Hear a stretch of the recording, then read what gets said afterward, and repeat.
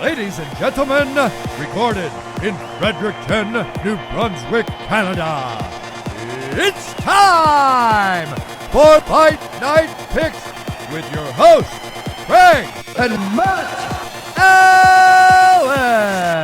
And coming up this weekend, what a big-time card headlined by big-time featherweights. We have Brian Ortega taking on El Pantera Yair Rodriguez. And when I look at this fight card coming up, I mean, holy smokes, how could you not get excited? As always, one half of your hosting duo, Craig Allen, Twitter and Instagram at Craig Allen FNP. With me to my left, to your right, as always, Matt Allen on the respective socials. And Matt, this is one of those cards where I know it's an ABC card. It's only the third one on the network. Obviously, you had Holloway versus Cater up there. Brian Ortega's been in the mix. And when you look at this fight, I mean, Matt, Ortega versus Rodriguez, obviously, there's always rumors swirling around the next guy at featherweight. And if Yair Rodriguez gets a win coming up this weekend, it's new blood for a title shot. So very exciting stuff there. Big time featherweight bouts on this card. And I don't want to give too much away, but we've had fights fall off. We've had fights added. So you're going to want to make sure to stick around with Fight Night Picks throughout fight week as things change, because we try our best to be as quick with it as we can. And I was away last week and I had the opportunity to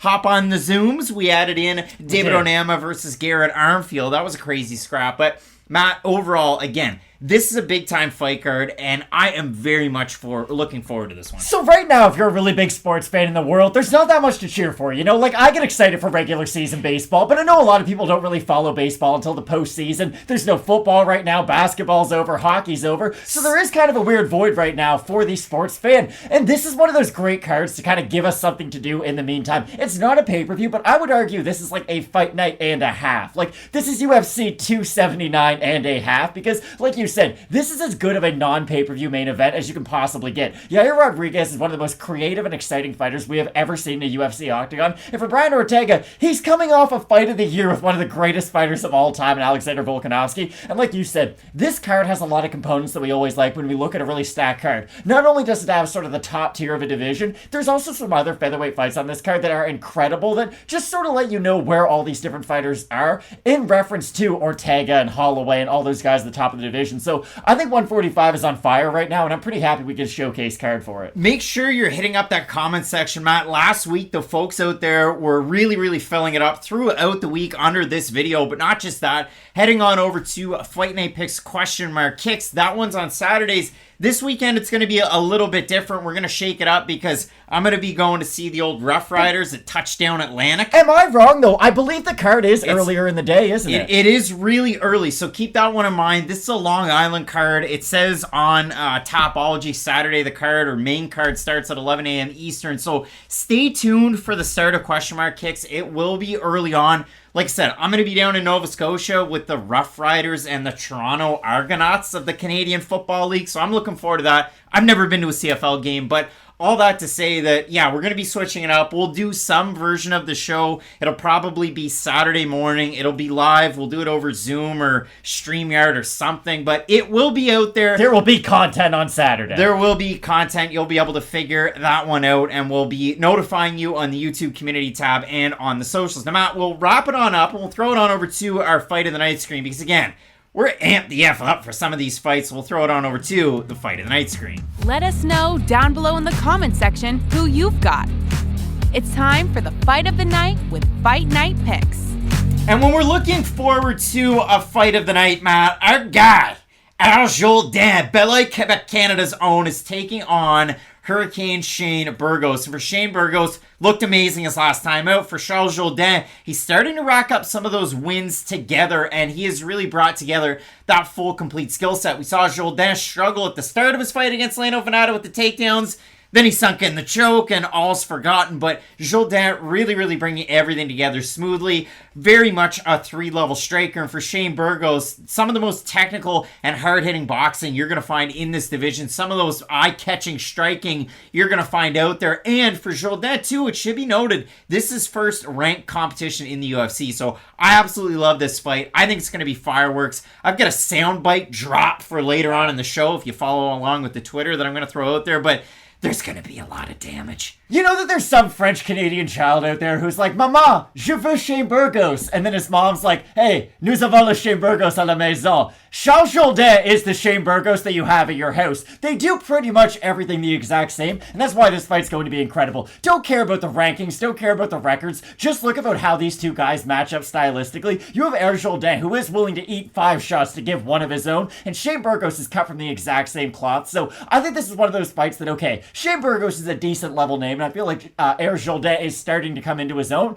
This could steal the spotlight from the main event by the time we get there. I could see this being one of those fights where people are talking about this on Twitter for the next 3 fights, and then it's like, oh my goodness, Yair versus Brian Ortega. We now get this, so this could be an incredible fight at the featherweight division. An amazing fight. Do you have Burgos? Do you have Jourdain? Comment section, hit it up. Second pick, Triangle City taking on El Pantera. And Matt, we had La Pantera winning a very controversial split decision last weekend over Courtney Casey, but when you look at El Pantera, I mean, for Yair Rodriguez, so many fight of the nights. He has 5 of those to his name. For Brian Ortega, right up there in the pantheon of a walking fight of the night as well. So it's hard to go with anything else on this card. And trust me, there's so many good fights. But when you break this one down, I mean, obviously, Brian Ortega, with his time away after the Max Holloway fight, leveled up in terms of his striking 100%. To complement his grappling. And if you want to see Brian Ortega grappling, I mean, look at his fight with, I don't know, Cub Swanson. How about the first choke in the first round and the second choke to finish it off in the second round?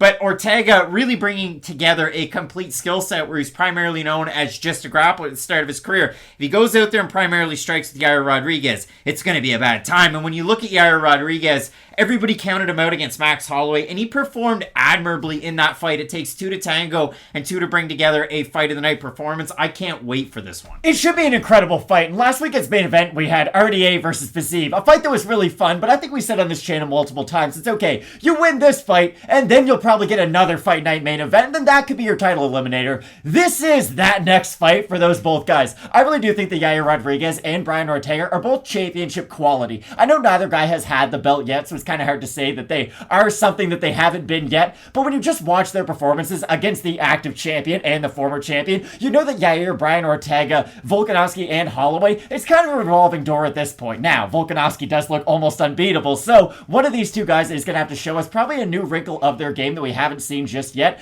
but I'm just thinking, like, Yair versus Volkanovski, that's an incredible fight. Even Brian Ortega versus Volkanovski, too, is a fight that's going to sell and a fight that the fans would want to see. So this is one of those win-win main events where no matter what the result is, we're still guaranteed incredible fights next. Again, let us know who you have as a fight of the night. I mean, Jingliang, Salikhov, that's a fun one that you're not going to want to miss. Soriano, the new guard, taking on the old guard, Dalcha, Lungiambula. So many to choose from. It should be a great one. So when you look at it in terms of ABC cards, the first one was Holloway versus Calvin Kattar. That was back in January 2021. The second ABC card was also last year in April, and you had Marvin Vettori against Kevin Holland in a fight where Kevin Holland landed a couple of shots, did a lot of talking, and got taken down and really worn on by Marvin Vettori. But when we look at this overall card, Matt, I mean, so many different fights to choose from. The undefeated win streak of Jack Shore taking on a tiny little win streak for Ricky Simone. And all the way through this card, there's a lot more strikers than there are grapplers, and this is one of those ones that I think a lot of people can get excited for and rally around because you have so many different ranked fighters, and when you look at it, I mean, we have former title challengers in Ortega, we have former champions in Miesha Tate making her first move down to flyweight and second weight cut in as many weeks because she was getting ready for Lauren Murphy at the pay-per-view, UFC 276, Murphy off the card, so they rebooked it. But Matt, again,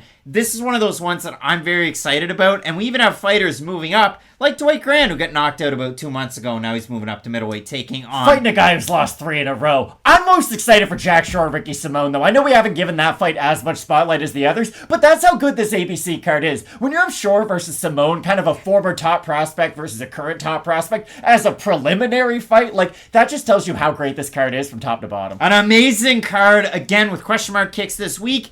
It's going to be fluid, so be sure to check it out. YouTube community tab, Instagram, at Fight Night Picks, Twitter and Instagram, Craig Allen FNP, Matt Allen FNP, and the channel, at Fight Night Picks, driving that conversation over there as well as below this video. Matt, Right now we have 12 fights to talk about. Phil Rowe, Abubakar Nurmagomedov over the wire. That fight is off and rescheduled. Looking like it's going to be that Utah pay-per-view card. So stay tuned for that. Keep it locked in with Fight Night Picks. As we always say, let's get into it.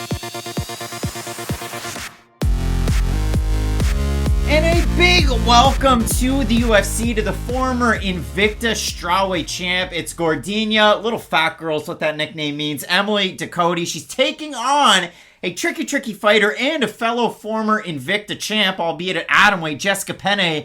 And when Jessica Penne came in off the Ultimate Fighter, she had a fight of the night and pretty well fight of the year against Randa Marcos years and years ago in 2014. And it's been a rocky road for Penne. What were you doing in 2014? I was in university. I was switching from chemical engineering to business, Matt. I was in grade 10. Just to put it out there, it's been a very long time. That's all. It's been a minute. But when you do look at this fight, I mean, for Penne, she had the win streak. She fought Joanna Jędrzejczyk. She got her face beat in, melted like a stick of butter in July. And then after that, had to pick up the pieces. And by picking up the pieces, she took about a year off, got finished by Jessica Andrade, then went out and lost the fight where, listen, you think, hey, maybe she's going to beat Danielle Taylor. Both these women have fought Danielle Taylor. One of them knocked him out in a highlight reel, but it wasn't Jessica Penne. So Penne loses to Taylor, and then she goes through a bit of a dark abyss of a USADA issue, we'll call it. And she's off for years and years, about 4.5 years. And when Jessica Penne, there were rumblings that she was going to come back into the UFC, into active competition, it was like, okay, we have to temper our expectations a little bit, because for Penne, great strikes from the long range, not a lot of head movement, little bit of power, but when it comes to it, she gets her bread buttered with her ground game. I mean, you did see that in her last fight, taking on Karolina Kowalkiewicz. She's baiting her to the ground, and then Karolina goes, well, that looks like fun, I want that. And then, yeah, she got submitted quickly and easily by Penne with her premier submission. But when you look at Penne's fight back, I mean, she took on a fighter in Lupita Godinez, who was making her UFC debut, and it was one of those ones where Godinez,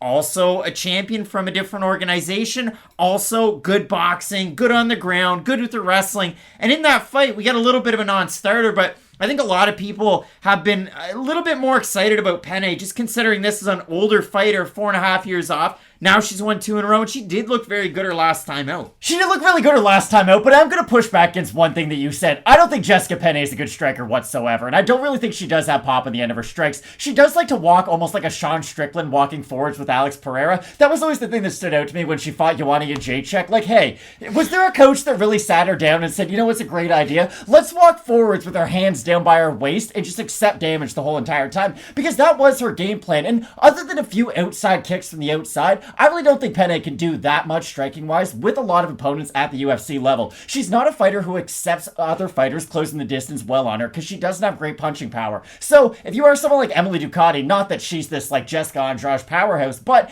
there is a way to have success against Penne. If you get on the inside, you can make it uncomfortable for her, but it is a very fine line, because if you get too far on the inside, that's when she is able to use some of her judo. She's a very tall fighter for this division, so she does have to do a very good job of wrapping up a fighter, even on the back foot. The issue is, though, she leaves her chin very exposed when she does go for some of these clinch works, and that's something I've always worried about. I mean, Jessica Andrade is one fighter to be able to take advantage of it, but that's just a hole that keeps on showing up, whether she's taking the time off or not, and that's just something that I don't really think she's going to be able to fix no matter what stage of her career that she's at. I just look at Penne, and it's a very stifling game. I don't really look at her and think, okay, who's Penne?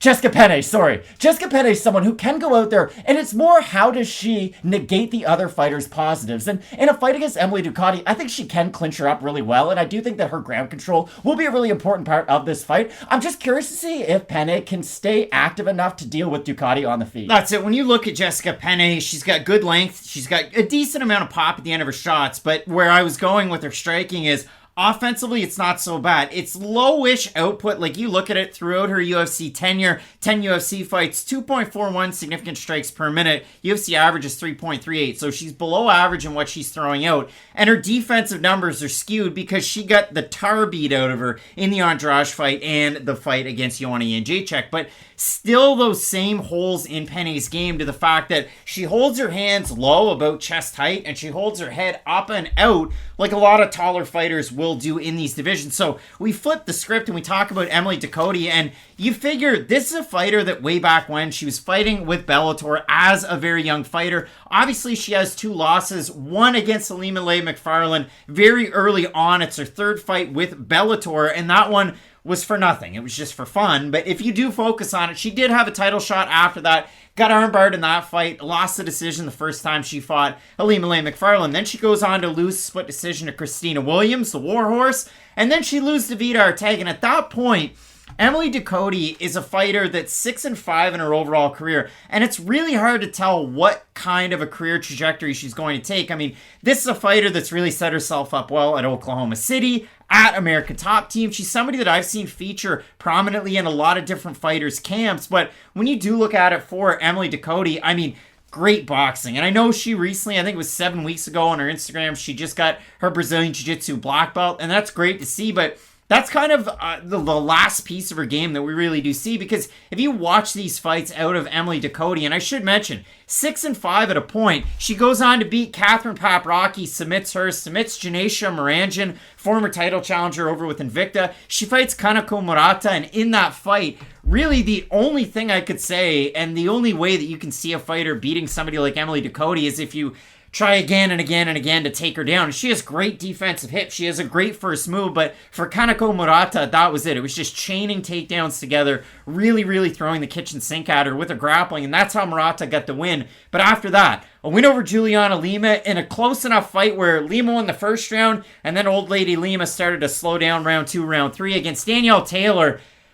If you've never seen that knockout, like, it is very nice. Heavy right hand. Taylor's knocked out standing, and then the referee doesn't jump in, so Ducote throws a head kick that drops Taylor and completely knocks her out. And then against Alicia Zappitella, that was a weird fight because Ducote won the belt to beat Danielle Taylor, and then Alicia Zappitella had just lost her atomweight belt, so off a loss, Zappitella gets a fight up at strawweight, and if you look at Zappitella, she's 4'11". I felt like that was a step back in competition, if we are being completely honest. Zappitella is a very good grappler when she's in her own positions, and she is at atomweight, but at strawweight at 4'11", she just, if you've ever seen a Zappitella fight, it's a lot of looping shots, it's a lot of trying to close the distance, get the takedown, and in that one, Ducote, very measured with her strikes, great jab, great 1-2, really good at throwing selective leg kicks, but she's not a big kicker, and when you boil it down for Ducote, her best path to victory is just staying measured, throwing those basic boxing combinations, and really pressuring your opponent to wait until they make a mistake. I don't think Jessica Penne can strike with Emily Ducote whatsoever in this fight. If Penne's going to have success, she's going to have to be very clinch heavy. Now, she's not going to have to get her own takedowns based off all those clinches, but I really do think that's going to be her X-factor position throughout this fight, because again, other than some lazy kicks to the body, there's no consequences for striking with Jessica Penne. You can get on the inside, you can land your own strikes, because again, her punches come from her hips, but there's no power behind them because her feet are never set when she strikes. The good thing about Ducote is at least she does set her feet when she strikes, because it allows her to go in for the takedown if she wants to go for it. It allows her to mix in her own kicks if she wants to. I just think this fight really comes down to look at Ducote more as like a striker and look at Pena more as a grappler, because I don't know how much success Emily can have on the mat with Penne, especially if she finds herself underneath. But I do think her takedown defense is good enough to at least keep this fight at range in the middle of the cage. And it's not like I think Penne's going to go on to just lose a bunch of fights. Like, she has looked better in her last 2 performances. It's just, this isn't the same fighter who was on The Ultimate Fighter, who people thought was going to challenge for the title. I think she does seem not washed, because that's too extreme of a term. I just don't think she's in her prime anymore, because it has been a really long time since she was that great Invicta fighter who had the wild fight with Michelle Waterson that a lot of people remember her for. So I do like Emily Ducote in this matchup, but I am curious to see if Penne can go on sort of a second career run. Both fighters, Brazilian Jiu-Jitsu black belts, obviously for Penne, she's had hers for quite a long time, training out of Alliance and the respective close by gyms. This fight was originally announced June 2nd. It was supposed to be Jessica Penne against Brianna Fortino, formerly Van Buren, but Ducote steps in on short notice. You look at the odds in this one, Penne opened a plus 115, still roughly there. Emily Ducote opened a minus 135, minus 140, or thereabouts. We have a look at the Tapology votes, and listen, I'm going to say it's not a surprise to us, but it will be to you, Matt. It is a surprise to us. I'm going to say over under 70% for the younger fighter. I'll say over. I'm going to say over. No, it's slightly under. 621 total votes. 63% for Elmi Ducote. 72% by decision. 21% by knockout. For the 37% that have Penne, 75% by decision. And 13% by submission. You've already made your pick. You're on with Jessica Penne. Penne's not a great striker. I'm sorry. She doesn't put volume together, and she doesn't have great power. If you don't have great power, but you have great volume, you can still outstrike yourself in a lot of situations, or outstrike your opponent, I should say. For Pena, it's a lot of be on the back foot, hope that you wrap them up in the clinch, and hope that you drag them down to the ground. Her takedowns aren't traditional, and I don't mean that in a positive way. Like, Alexander Romanov's takedowns aren't traditional, but they're very, very good because they're unique to him. For Penne, it is a lot of hope that she gets that head and arm throw, hope that she can get on top with that, and I do think Ducote's a good enough grappler to where if she does find herself in one of those head and arm throws, I think she'll be able to scramble out the back door from that position a lot, because I don't think Penne's solid enough in the top position to just keep on going back to that over and over and over again. Now, UFC Octagon jitters, we should talk about that, but the good thing is, Ducote's fought in some pretty big organizations throughout her career, so I'm not really worried about her coming over, and, you know, the big lights being too much for her. Like you had said, fought for the title against Ilima McFarlane in Bellator, has some really high-profile fights in Bellator, too. I remember she lost the Christina Williams fight right after the Ilima matchup, and that was a really hyped-up fight at the time for Bellator, so for Ducote, if you remember her as the fighter who was in Bellator, you might be kind of low on her right now, but I do feel like she has been able to improve since that time. Yeah, if you look at it for Emily Ducote, I mean, she's beaten Juliana Lima, UFC vet. She's beaten Danielle Taylor, UFC vet, somebody that has a win over Jessica Penne, albeit years ago, but for me, this is the one key that you have to watch out for, because I think Jessica Penne, as an underdog, has a great shot.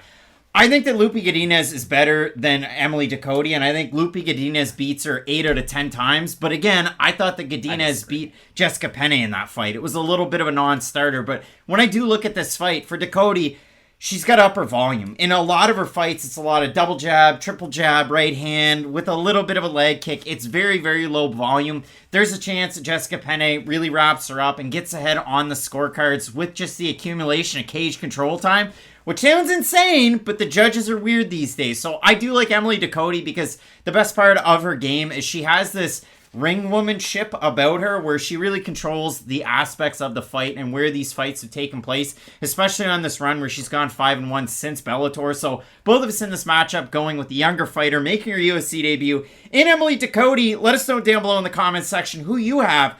Big time fights coming up. My personal favorite, Jourdain taking on Shane Burgos. You're not going to want to miss this. Keep it locked in with Fight Night Picks. We always say, let's get into it.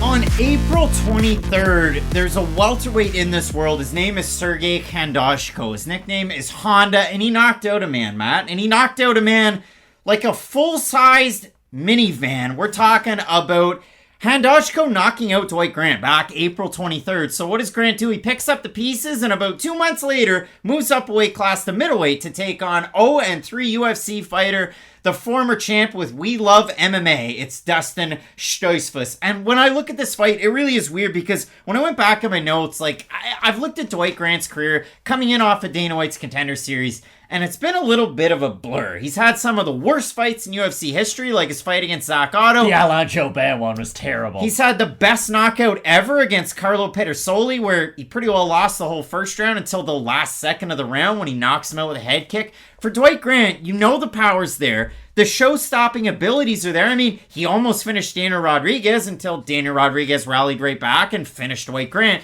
It's just been an odd bucket of muscles for the guy who represents Alliance and AKA. And I've seen some interviews out there this week where Dwight Grant's kind of talked about going back to the basics, training at AKA with Daniel Cormier, with Habib, but he has been an Alliance guy, so that's what I threw up there for the graphics. But when you look at it for Grant, it all boils down to the fact that he has those defensive grappling metrics to go along with his striking. You know how good the power is, but the guy has the lowest output ever, and I'm really eager to see how he makes out at middleweight because he hasn't fought at middleweight in about a decade, and it's an odd one, late career change move, and I have to throw this out there. Giant red flag. You get knocked out like a month and a half, 2 months ago, and then you come back and you're 37. It's an odd one. Who was it on the last card who just got knocked out, but they look good in their return? Not to put you on the spot. I just remember there was someone on the last card who was coming off. It was a 4-month exactly, but that's what I was going to say. He was into that 4 to 6 month layoff where you don't really worry as much, but I agree with you 100%. Jamie Muller keeps sorry. Dwight Grant making such a fast turnaround is very concerning, but the good news is I kind of think I might like Dwight Grant at middleweight. Now, just because I said it doesn't mean I'm right, but I'm going to give you these reasons for why I believe so. Dwight Grant, like you said, a very long-rangey guy for the welterweight division. Someone who definitely has to cut quite a bit of weight to get down to that weight class. You brought up the D-Rod fight. Like, Dwight Grant looks quite a bit bigger than Daniel Rodriguez in that fight, at least range-wise and how he uses his body. So I do think him moving up to middleweight, I don't expect Dwight Grant to be some massively undersized fighter at this division. And the good thing is, he is fighting a guy who's not really known for his own punching power. So on the feet, I'm not as concerned about Dwight Grant as I would be if he was fighting like a Sean Strickland maybe coming off of a loss. Still not really known for his punching power, but a guy who can put strikes together, who can hurt you if he hits you clean. This fight is very interesting though, because for Stoltzfus,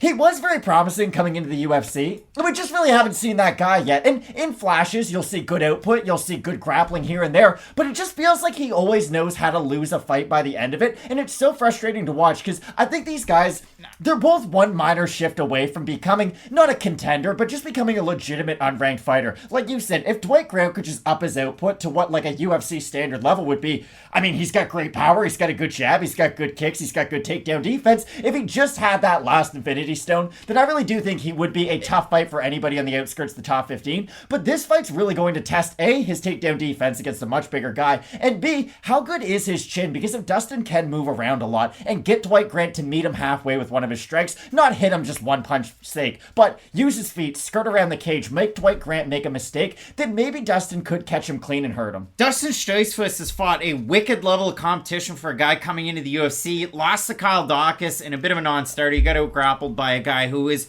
widely regarded as a good grappler, but has also had some ups and downs in the UFC. He lost to Rodolfo Vieira late in their fight in the third round, another guy that you don't want to mess around with, and he did get submitted by Gerald Meerschaert his last time out, a guy who has the most submissions in UFC middleweight history with 8. He has been submitted, though. When you look at this fight, Matt, for Dustin Stoltzfus, there's going to be a lot of people that say, this guy's 0-3, he sucks, forget about him. Go back and watch his fights before the UFC. This is a guy that would switch it up, switch stances, throw nice lead hooks from either stance, double up on his jab, and he has a bit of an odd story coming into the sport of mixed martial arts because he was a guy that was raised Pennsylvania Dutch, so spoke a little bit of German. He's trained a lot in German, normally billed out a Planet Eater. Seems like for this camp, he's been training in the States, but I went through and looked at it. Like, you consider the background of Stoltzfus, his background's luta livre, and it's not something that you hear very often. And Matt, you give me a dingus look. For good reason, though. Luta livre doesn't make MMA champions. Claudio Poyas is a luta livre background guy, and Marco Huas was too.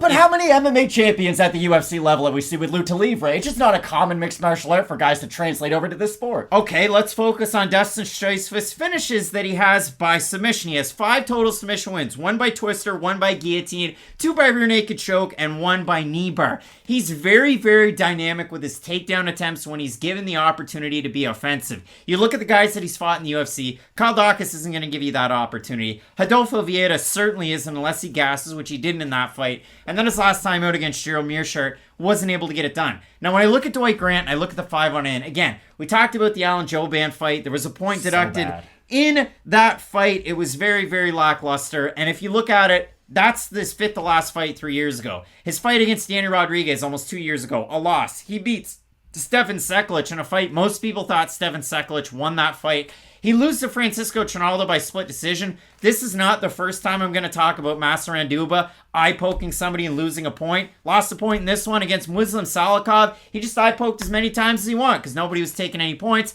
And for Dwight Grant, his last time out, had a wild fight against Sergey Kondashko, but got knocked down a couple of times. That fight about 2 months ago. So when I do look at this one, again, pre-UFC, Stoltzfus mixed it up. Dwight Grant has way more power than Dustin Stoltzfus. I don't care if it's at 170. I think Dustin Stoltzfus would have to lose like 20 pounds of muscle to make 170 and cut off half his arm. But when you look at a guy like Dwight Grant, this is his first fight at 185 since 2011 with the Reality Fighting promotion. So good opportunity for both guys. But I mean, Matt, you look at Stoltzfus, a Dana White's Contender Series guy as well, slammed his way into the UFC, hurting Joseph Pfeiffer's arm. And for Dwight Grant, he got a good win over there on the Contender Series as well. But when we do look at the odds for this fight, Grant open -175. He's about a -170 right now. Stoltzfus, the underdog, looking for his first UFC win, open +150, +140. We have a look at the Tapology votes. They're a surprise to us. They are to you.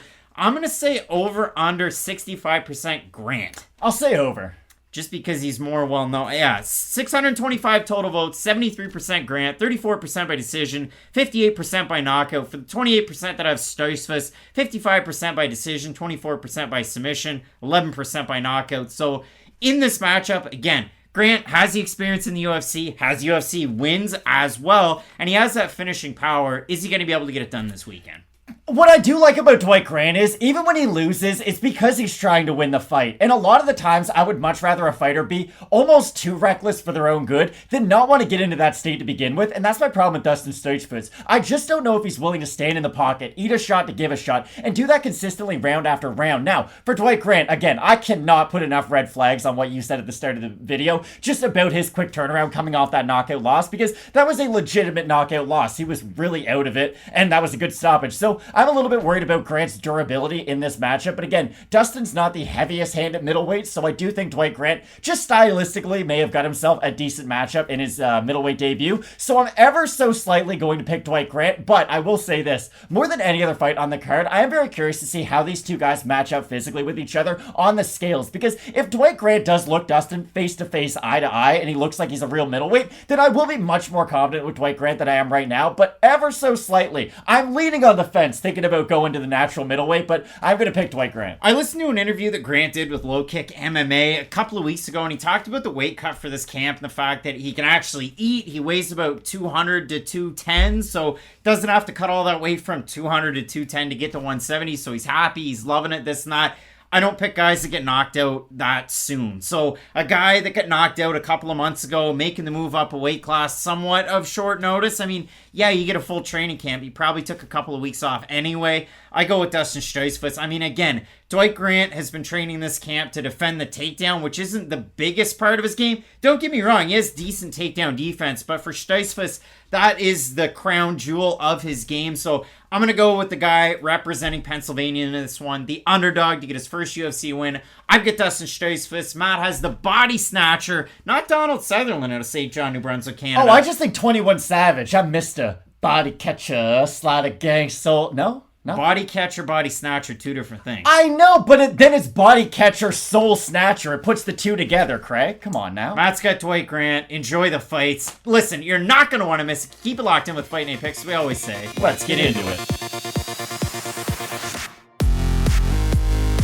Coming up this weekend, light heavyweight striker strike. We have wicked win streaks on the line as Dustin Jacoby puts his 7-fight unbeaten streak on the go against the 14-fight win streak of Jung. Now, I should mention there's draws hidden in there, and it is truly 14 wins and a draw for Jung and 7 wins and a draw for Jacoby. You look at those draws, Jacoby gets 10-8'd against Iwan Kutsalaba, and then he rallies back round 2 and round 3 for Jung. A fight against Sam Alvey that ends in a draw. There was a 10-8 in there, and Jung had to rally in the 3rd round of that fight, which is something that if you lose the first 2 rounds, it's hard to really put a stamp on the end of it. Jung was able to do that, but when you do look at the competition these guys have faced, it is the far more intensive for Dustin Jacoby. And I say that with a few caveats because he is a guy that has glory kickboxing lineage. And when I say that, there might be some fans out there that go, geez, I don't really watch kickboxing, I don't pay attention, but you will know the name, of course, Alex Pereira. He spent time with that promotion. Carl Robertson that you saw here last weekend just get absolutely beaten down by Kennedy Nzechukwu, a guy that we'll talk about in this breakdown. He also competed with glory as well as Israel Adesanya. And when you look at it for Dustin Jacoby, we got knocked out inside of 2 minutes by Alex Pereira over with glory. It's gonna happen. Has a couple of losses to Simon Marcus, but he beat Carl Robertson over with glory, so that is important. And when you look at it for Jacoby, 2 different entries into the UFC. Lost to, who was it, Clifford Starks his first time out, and then he had a loss to Chris Camozzi. Picked up the pieces, had some MMA fights outside of the organization, got big time into kickboxing. But now he sports a squeaky clean record where he had lost to John Salter years ago with Bellator, reinvented himself as more of a striker, polished things up, beats Cody East in MMA, gets another win, comes into the UFC and goes on this run. But we look at the level of guys that Jacoby's been able to beat here in his last 5 fights. Max Grecian, a tough fight. You look at the other win over Darren Stewart, he finishes him. He beats John Allen pillar to post. And then his last time out, Jacoby's taken on Michael Oleksiejczuk. And that's a hot prospect. And I know Oleksiejczuk's been hot and cold in some of his fights, but for Dustin Jacoby, he's got to be He's the 16th ranked fighter in the division. if he's not ranked now. That's what I was going for. And I love Lord Michael, but prospect might be a stretch too far at this point. This is a really fun fight, though, and I gotta be honest, I really enjoy watching this version of Dustin Jacoby in the octagon. Like, when he fights, I get really excited for them because it is very traditional. It's nothing like Yair Rodriguez. Like, we talk about Yair. He's a great Taekwondo practitioner, but he mixes it with his boxing. 15th ranked is Dustin Jacoby. Perfect. Well, that's nice to see him in the rankings because for the longest time, he was okay. You've lost a couple fights in the rankings, now you gotta fight Dustin Jacoby. Or, hey, you're a really bright prospect, now you gotta fight Dustin Jacoby. And he is a tough fight because he's a good combination of takedown defense, he has a good chin, he has phenomenal striking too, and I can't stress this enough. It's nothing flashy, it's nothing that's really gonna make you say, wow, spinning back fist or anything, but he knows how to work behind a jab, he knows how to throw elbows in the clinch, he knows how to throw a straight right and a right hook, and honestly, that's more than we can say about a lot of fighters at this division because he throws with variety, and that's what I really like out of Dustin Jacoby. He's not someone who will just do jabs and right hands and then that be the end of his combination.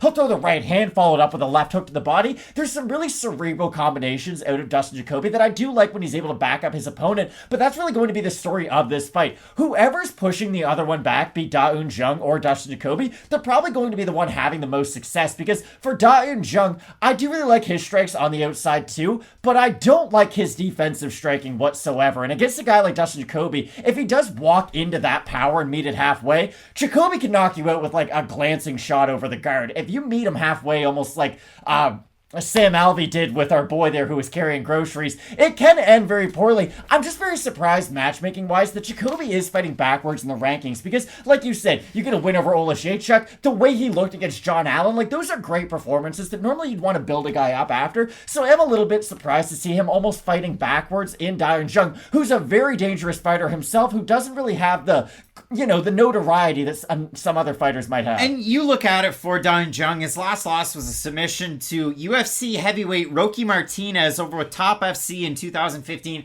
He's gone in this wild win streak. I'd say the biggest win outside of the UFC. He beat Hulk, a former police officer and professional wrestler. You go look him up if you've never seen him. But inside of the UFC, a win over forever prospect, but never cashing those checks by standing guillotine. Hadis Ibrahimov beat Slow Mike Rodriguez inside of the first round. The split draw to Sam Alvey. Then he beat William Knight by out-wrestling him, and he had, 8 takedowns in that fight? He beat Kennedy Nzechukwu his last time out. That was back in November. And that's a win that, just if you only watched Kennedy Nzechukwu's last fight last weekend against Carl Robertson, Da-Un Jung knocked him out in the first round, you'd be like, holy shit, this guy, he's going to fight for the title. 14-fight win streak, and he beat Kennedy Nzechukwu. Start cashing the checks now. Back up a bit, because Kennedy, that was the non-starter Kennedy in that fight. That was the hold on, wait, raise your arm for a guard, just hold off. And Da-Un Jung was throwing elbows in tight, in open space. Like, he looked amazing in that fight, but you kind of hit the nail on the head, and this is what I had in my notes. Underlined and highlighted. Great jab from both guys. When you watch Da-Un Jung, from Jacoby, he uses the jab to set up his right hand, whether it's a cross or he throws the hook out there. For Da-Un Jung, 1, 2, triple it up, back his opponent up, get them up against the cage, and that's where Da-Un Jung, similar to Dustin Jacoby, Jung can do a lot of his work, but differently than Jacoby. For Jacoby, he's going to try and get you up against the fence. He gets backed up a lot in his fights, and then he has to kind of get the plum clinch, snap the neck of his opponent, spin them around, and then get out of it. When you look at Da-Un Jung, backing them up, he's usually a lot bigger, and again, in this fight, he only has a few inches of height and reach, but backs them up, and he's so top heavy that he can hold guys up against the fence, start to throw the uppercuts, throw to the body a little bit, whip in elbows as well. But when you look at Da-Un Jung, he's definitely the more complete martial artist, but when you look at Da-Un Jung, take that striking that Da-Un Jung has, and for Dustin Jacoby, just turn it up quite a bit, because the pop at the end of his shots, and again, some of those odd angles when he dips and throws a shot, you look at it and you might not think that that's going to be a glancing blow that hurts somebody, and then it does. Oh, I could not agree more. Joe Louis, way back in the day, fought a guy named Schmeling, and it was a very, very historic fight. I know Craig's going to grab a book because he always does when I bring up anything boxing-wise. Joe Louis lost to this guy, though, and the reason he lost to the German fighter was that the German fighter had access to film, and back then, no one did. This was the 30s. No one was able to watch film. He was able to realize that Joe Louis didn't move when he threw his jab. He threw a naked jab and didn't move his head. So Schmeling was able to slip the jab, hit him with the right hand, knocked him out in, I believe, round 14 or 15. It was near the end of the fight, and back then boxing fights used to be 15 rounds. Jacoby can strike moving backwards and forwards, and that's what I really like out of him. And the thing is, you're right, both guys do throw jabs. Jacoby can switch his up, though. He can throw a hard jab, he can throw a rangefinder jab, and he does tend to move his head while he throws it, which is going to help him get away from a potential counter from Jung. And that's why I do like Jacoby in this matchup. I think his grappling is good enough to negate the takedown attempts from Jung, if that's where the fight does get to. And the other thing I'll say is, Jacoby, for the most part, fights at a pretty even pace. There's no big peaks and valleys throughout his fights. He doesn't fight with crazy volume because he knows he has one-punch knockout power. For Jung, I do worry to see about what his cardio looks like if he does go for a lot of takedowns early and he's not able to get them. If Jacoby can't just dig underhooks, like you said, get his back off the cage and then do his own damage, those are all going to be moments where everything is going in Jacoby's favor. And Jung, I just don't know how much success he can have on some of those in-betweens, because you're right, he has really good dirty boxing. I just don't think his dirty boxing is enough to outweigh some of the Muay Thai skills that Dustin Jacoby has on the inside with his own elbows and his own dirty boxing. Higher output in the UFC from Dustin Jacoby, 5.3 significant strikes landed per minute to 4.03 of Jung. Jung has higher numbers in terms of his grappling, but again, they're heavily weighted by the 8 takedowns against William Knight. And again, for takedown defense, 58% for Jacoby. That considers both stints in the UFC. For Jung, 88% takedown defense since debuting in 2019. We have a look at the odds. Jacoby open -110, so both guys at par. Jacoby -150 right now, +125 for Jung. We have a look at the Tapology votes, Matt. I think they're going to be close. I'm going to say over under 60% Jacoby. I think they'll be over. I think they're going to be under. Oh my goodness, 50-50. So 687 total votes. For the 50% that have Jung, 54% by decision, 38% by knockout. For the 50% that have Jacoby, 78% by decision, 13% by knockout. Matt, you've been like a pitcher tipping pitches. I know you have Dustin Jacoby. There's no surprise here. Well, he's beaten much better guys at the UFC level, and I know Kennedy has looked good as of late, but you're right. It really depends on what night you catch him. It's kind of like, well, there's a lot of fighters like this. I always bring up Jamie Mullick. He's a good example because he's got stopped a number of times in the past, but if you don't stop him early, he can make the fight really ugly late. I think Dustin Jacoby, with that win over Olashechuk, he didn't just beat him by being strong. He beat him by being smart, too, and that's just the last little wrinkle that a lot of these guys need before they get into the rankings. I don't think Jacoby's going to become a top 7, a top 10 light heavyweight, but I really do think he'll be firmly entrenched in that 10 to 15 range, and I do expect him to get the win over Jung because both guys' skill sets are quite complementary. I just don't think Jung's going to be able to go to his grappling enough times to really make Jacoby think enough on the feet. I'm eager to see what we get out of Jung because Yohan Kutsalaba had a lot of success in the first round of that fight, wasn't able to keep it up. For Jung against William Knight, he just kept going to the wall, and that's a big guy that you're taking down over and over, and his cardio stayed throughout the fight. But we saw that fight against Sam Alvey where he didn't really start off all that hot. Fixed those problems in his next fight and especially in his last fight against Kenny Nzechukwu. I have just Dustin Jacoby as well. More varied strikes, and that's what I like out of him. But this is a great fight, and I really want to hear from the folks down in the comment section because I'm sure we're going to get a lot of different opinions on this. Oh, without a doubt, like you said, Kenny Nzechukwu is a very, very good fighter. And the fact that Jung has a first-round stoppage over a guy of that caliber just tells you how skilled he is. I just like the more steadiness that I've seen out of Jacoby, but like you said, this is a great fight. Both of us going with the Hanyak Dustin Jacoby out of Factory X Muay Thai. Let us know down below in that comment section. Again, who you have. We get some big time fights coming up on this card, including our main event between Brian Ortega and Yair Rodriguez. You're going to want to keep it locked in with Fight Night Picks. We always say, let's get into it. For those of you listening on Apple Podcasts, Spotify, we thank you. You're rating, you're reviewing, you're doing a great job out there, and we certainly do appreciate it. But for those who are watching on YouTube, the bread and butter of the show, you're going to be looking at the graphic in front of us, and you're going to think to yourself, boy, that looks Frankenstein together. And you'd be right, because we have a Frankenstein fight. Herbert Burns taking on Bill Algeo. And listen, Algeo's way too big in the picture, but I'll explain why, because Algeo originally due to be taking on Billy Quarantillo this weekend. For Herbert Burns, lost his first UFC fight, decided I'm going to take forever off and away, And then he was supposed to take on Hussein Ashkabov, a guy who was making his UFC debut. He was undefeated. Ashkabov was the favorite. I didn't understand why, because he hadn't really fought anybody. But alas, Burns gets to take on a much higher level of competition. And I say that not lightly, but for Bill Algeo, it's been a wild run so far in the UFC since he fought Ricardo Lamas and got his legs kicked to crap. Good fight, though, for his debut. Since he fought Spike Carlisle, a guy whose cardio went off a cliff. Since he fought Ricardo Ramos, who took him down time and time again. Since he fought Joe Anderson Brito, who tried to take him down, then couldn't take him down anymore and got outstruck. For Bill Algeo, the King of Prussia, Senor Perfecto. I mean, this is a guy out of King of Prussia, Pennsylvania. And when you look at it for Algeo, out of Algeo's MMA and kickboxing, that really is the biggest part of his game. You look at him compared to other featherweights, he's got length. Once he establishes distance, it's really hard to close that gap against him in his fights. Doesn't necessarily check leg kicks all that well.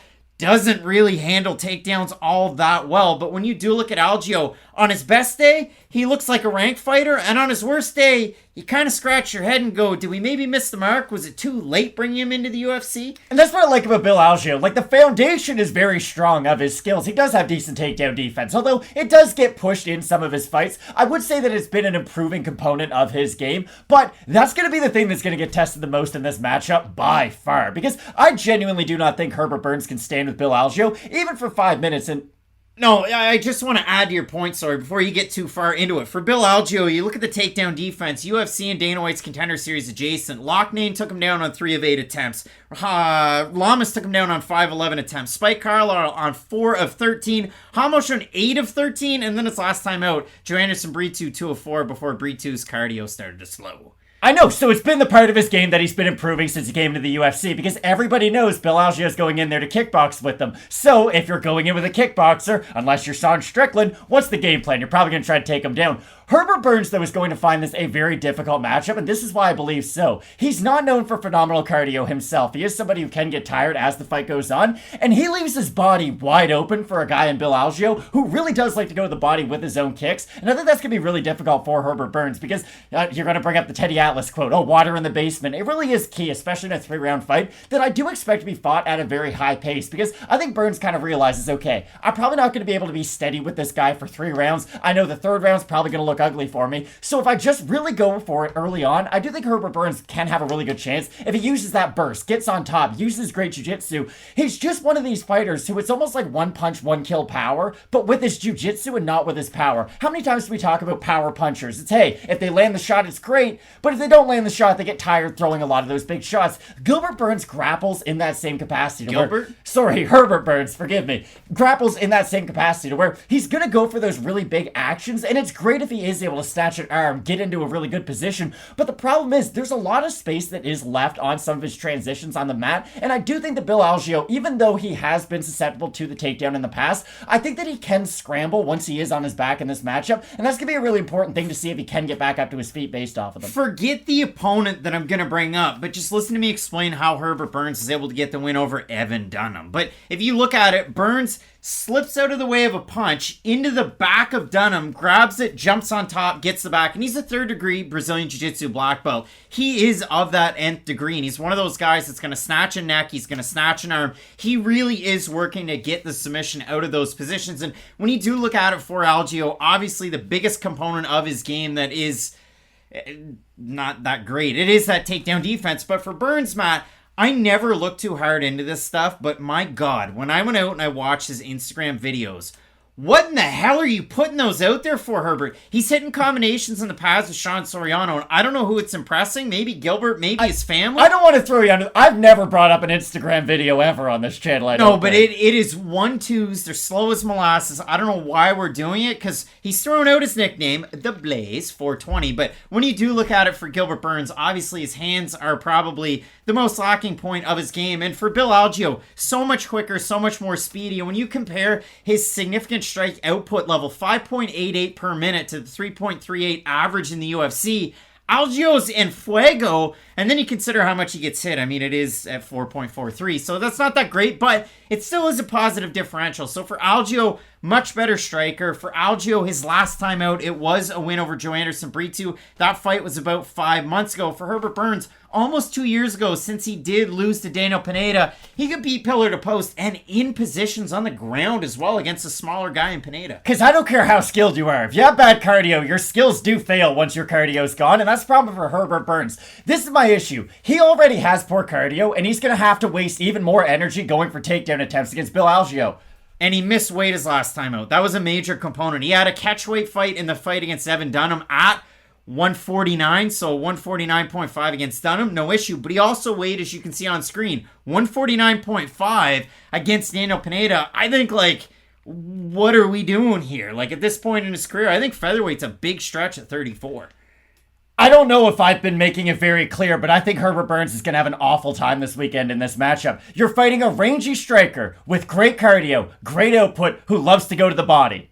Every single time he goes to the body, he's just chipping away at Herbert Burns' gas tank even more, and even more, and even more. And that's the problem. Burns in that first round is going to be the better grappler, without a doubt, 1,000 times out of 1,000. In the second round, though, we've seen Herbert Burns get out-grappled when he does get tired, and I know Daniel Pineda is a good grappler in his own right, so just being beat by a guy like that on the mat isn't a death sentence for your MMA career, but I don't think he can stand Bill Algeo's output, especially in the second and third round, because Herbert Burns defensively is okay. You throw a kick, I'm going to try to take you down off the kick. You throw a punch, I'm going to try to slip it, go for a big action. There's not a lot of foundational defensive striking in Herbert Burns' game plan, and that's why I think he's really going to struggle against Algeo, who is much bigger, who is much rangier, and that's going to force Burns to shoot from even further away every single time, and those are just going to make the reads for Algeo even easier. And I always go back to when Bill front kicked Ricardo Lamas in the face in the third round of their fight. Like, he didn't win the fight, but that was one of those losses where it's like, okay, you gain stock even in a loss, and I really do think that the best version of Senior Perfecto is better than the best version of Herbert Burns. You look at the odds in this fight, they open with Burns plus 100, Algeo minus 120. Algeo's gained, he's minus 170, Burns at a plus 145.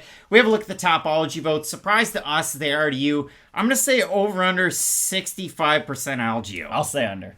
It is under, so 346 total votes. This fight was added on short notice. 59% Algeo, 84% by decision. For the 41% that have Burns, 59% by submission. Bill Algeo doesn't have good takedown defense. Herbert Burns has good takedowns. Herbert Burns' striking is lacking. I know he has that flying knee knockout early in his UFC career. He also hasn't fought in 2 years. The weight cut's an issue for him. He's got Killcliff MMA behind him. Like, you can't have caffeine before a fight, but maybe they load him up with Killcliff. Like, you just can't have 2 coffees. You can have 1. Well, Killcliff's an energy drink, but we'll see what happens. I do like Bill Algeo with the output. Algeo in his originally scheduled matchup against Quarantillo would have been fun. I think Quarantillo is a much more well-rounded fighter than Herbert Burns, so I probably would have picked, I would have picked Quarantillo to win that fight. And I actually would have had Burns to beat Ashkabab, because Ashkabab's never beaten anybody of substance. But in this matchup, I do like Algeo with the output, with the length and the range, as long as he can figure out that distance early on. We saw what he did in his last fight against Joanderson Brito, a guy who has great takedowns in his own right, and good jiu-jitsu. And when I bring up his takedown defense, please hear me out. He's practiced for the same fighter in 3 straight camps. Like, yes, he lost to him the first time, beat him the second time, and I do think Algeo's takedown defense overall did look improved his last time out against Brito. I just think stylistically, when you're constantly getting ready for a fighter who is somewhat limited on the feet, who has great ground skills, your camp's going to be very similar every single time getting ready for that opponent. So I do feel like as Algeo's progressed throughout his MMA career, that's been the one area of his game that he has been able to improve. But again, against Herbert Burns, that is his clear path to victory. Like, if Burns decides, oh, I'm going to kickbox with Bill Algeo for 15 minutes, it's going to be a terrible looking fight for him. The 1-2s are coming from Herbert Burns, Matt. Both of us going with Bill Algeo to get the win. Let us know down below if the bad takedown defense is enough and you're going with Herbert Burns, or if you have the King of Prussia's King of Prussia. We have a big time card, and if you like this fight at featherweight, oh my goodness, Jourdain is taking on Shane Burgos. You're not going to want to miss that, so keep it locked in with Fight Night Picks. We always say, let's get into it.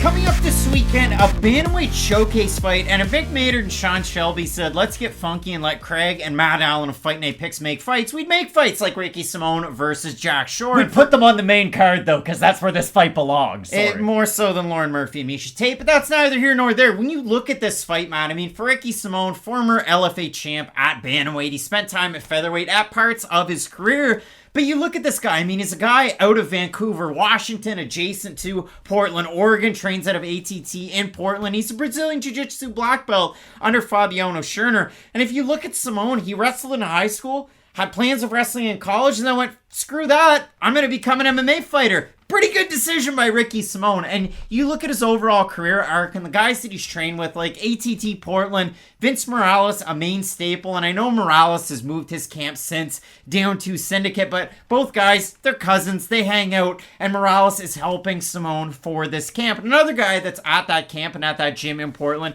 is a guy like Journey Newsom, who has nukes in his hands and jiu-jitsu that you never get to see, but it is very, very impressive. And for Ricky Simone, he's had a wild career. He's had great opportunities. He had a UFC debut victory over Merab Dvalishvili, but if you do look at it for Ricky Simone, and you consider the grapplers that are in this overall division, this is a point that I wanted to make. He is second all-time in bantamweight history with the most takedowns. 35 takedowns in his short UFC career. Merab Dvalishvili's number one with 50, but it's just incredible to see that out of Simone. And you look at the blip on the radar, the loss and his big marquee opportunity to Rob Font, the loss to Uriah Faber that he had, and you might have thought, geez, this guy's never going to pan out. But for Ricky Simone, 4-fight win streak, beats Ray Borg with his wrestling, goes out there and beats Gaetano Parello and made it look easy because Gaetano Parello was a not ready for primetime player like on Saturday Night Live in the 90s. He beat Brian Kelleher and just beat him pillar to post. His hands look crisp in that fight. And his last time out against Rafael Assunção, great head kicks and great boxing in that one too. Cutting very good angles, really doing a good job of cutting the cage. And when you watch Ricky Simone fights, great core movement and great head movement and a really hard guy to pin down and hit. Really good things that he's been able to add to his tool set as his career's gone on. Just the fact that he's not just a pure wrestler, he can mix everything together. And for Jack Shore, the hottest prospect out of Wales since his training partner Brett Johns. But if you look at it for Shore, former Cage Warriors bantamweight champ, Brett Johns, third all-time UFC bantamweight history in takedown attempts, so that's pretty good. Takedowns landed. But for sure, since he won that title over with Cage Warriors, he had a performance of the night win in his UFC debut against Noeline Hernandez, but they stepped him up in competition. His last time out against Timur Valiev, dropped him a couple of times, got taken down by Valiev, but in that fight, listen, Mark Goddard probably could have ended that a couple of different times. For sure, really added everything together. Nice, tall striker for this division. Crisp hands, doesn't really land a ton of volume, but the nice thing about Shore is he makes you think with the low kicks to mix in his level changes, loves to get the back, and out of his overall submission wins, Matt, 8 submission wins, 7 of them by rear naked choke. Very much a position over submission guy, but he will grapple to take that back and choke you out. And Jack Shore, Ricky Simone, they're just both a pleasure to watch in the cage. You've really broken most of the stuff down. I don't really know where to begin. I watched a ton of tape for this one. So much tape. So did I. This is the thing. I've been more impressed with Jack Shore as an MMA prospect. I will say that right now. Because for Ricky... Is that just because of the Uriah Faber loss? No, it's not. Ricky Simone, there's a double-edged sword for having great takedowns and having a volume of takedowns like Ricky Simone's. It means you need those takedowns to win your MMA fights, no matter what the case is. And yes, his hands did look a lot better against Rafael Assunção his last time out, but Assunção wasn't really prime Assunção at that time. It's like when Joe Calzaghe beat Roy Jones Jr. to the end of his career. He beat him, but it wasn't Roy Jones Jr. It wasn't Superman from the early 2000s. And for Simone, I do think his striking did look like it took a level up in his last performance, but there is a little part of me in the back of my head that says, okay, well, it was over Rafael Assunção, who has taken a lot of damage throughout his career. And on the flip side, Jack Shore against Timur Valiev had a very, very tough fight until the last round of that fight. He was getting taken down. He looked tired, if we're being honest, but he found a way to fight through that adversity against a really good fighter, too, and that was really impressive. It's one of those performances that takes a guy from being a prospect and could make him a contender. But that's why this fight against Ricky Simone is so interesting, because we have seen Jack Shore get taken down, not get controlled up until this point, and that's where I do think Ricky Simone can have a lot of success. If he's able to get Jack Shore down, use some of his odd takedowns himself, go for some of those ankle picks, go for some of those high body takedowns, I do think he can give Jack Shore quite a bit of trouble with those. And this is something else that I've been thinking of too. In my mind's eye, I know on Tapology it has them at about the exact same size. I do think Ricky Simone is going to have somewhat of a physicality advantage in this matchup. Yeah, that's a crazy thing. Like, I watch these Ricky Simone fights, and in Jack Shore's last fight against Timur Valiev, they bill Valiev as 5'6", but, like, he's not a big bantamweight. Like, he's just a bantamweight. When I look at Ricky Simone, the guy cuts weight, and you see the picture in front of you, like, he's muscled up, which his cardio doesn't really fall off a cliff as these fights go on. But Jack Shore, tall, long for the division as well. But he does get stronger as these fights go on. I think that's going to be really interesting because by the time the third round comes, will regular Ricky Simón be able to beat third round Jack Shore, who is going to go to the bottom of the tank, who is going to go for the finish? And that is the big difference between these guys. If there's a finish in this fight, I can almost guarantee, I'm not going to Charles Barkley hit the red button, but it's more than likely going to be because Jack Shore is finishing Ricky Simón and not the other way around. Shore has shown a very good chin. He has phenomenal cardio, and he has really good submission defense too, to the point where I do favor him in a lot of these grappling sequences because for Simón, I think he relies on his pure wrestling more than his grappling after the fact. When you do have those really high numbers, even think about Merab Dvalishvili. He gets you down, you kind of work your way back up to your base, and then he takes your soul and takes you down again. That's really disheartening for a lot of fighters to go through because you get so close to getting back up to your feet, and then you're right back down, rinse and repeat. Jack Shore's not going to care about any of that, though. He's going to be able to have his own success in some of the grappling throughout this fight, and I think that's his small X factor that he can take advantage of. If he can make this a mixed martial arts fight and not just go in there wrestling with a guy like Ricky Simón, I think he can have a lot of success. The problem is, if he does get into one of those wrestling matches with a guy like Simón and he's not doing enough damage himself, I could see Simón just being able to control these 3 rounds enough with his own dominance and with his own physicality with the clinch up against the cage, because if he is going to get Jack Shore up against the cage, I'm not sure if he'll be able to take him down from that position, but it's just going to be a time where Shore's not really doing anything himself. And we saw Simón have a lot of success there against Brian Kelleher, and even in that Kelleher fight, you saw a little bit of a level up in the striking of Ricky Simón. Obviously a great win over Sunsao. We all know Sunsao, at one point, he was due some title shots, and he wasn't able to cash that money in the bank. But for Simón, being able to beat a guy like that, it's impressive. You look at these guys, they're both takedown machines. Ricky Simón averages 6.76 per 15 minutes. For Jack Shore, 4.13, but he very much is a strike to grapple guy, where Ricky Simón is a strike a little bit to grapple a lot of it. So when I do look at this one, my big notes were, again, Shore stands a lot taller than Ricky Simón. Ricky Simón cuts more angles than Jack Shore, but for sure, when you compare these two guys striking-wise, Ricky Simón, it's a lot of lead left hooks. He will throw the jab out there. Shore's going to throw a lot more leg kicks than Ricky Simón will. And for Simón, he throws a lot of lead left high kicks, which is kind of wild. They land, they give a different look to it, but he can kind of throw them because he hasn't really had to worry about the striking of his opponents in his last number of fights, so it just kind of opened up that extra level to his game. But for Jack Shore, very accurate down the pocket boxing, and he has gotten better at that.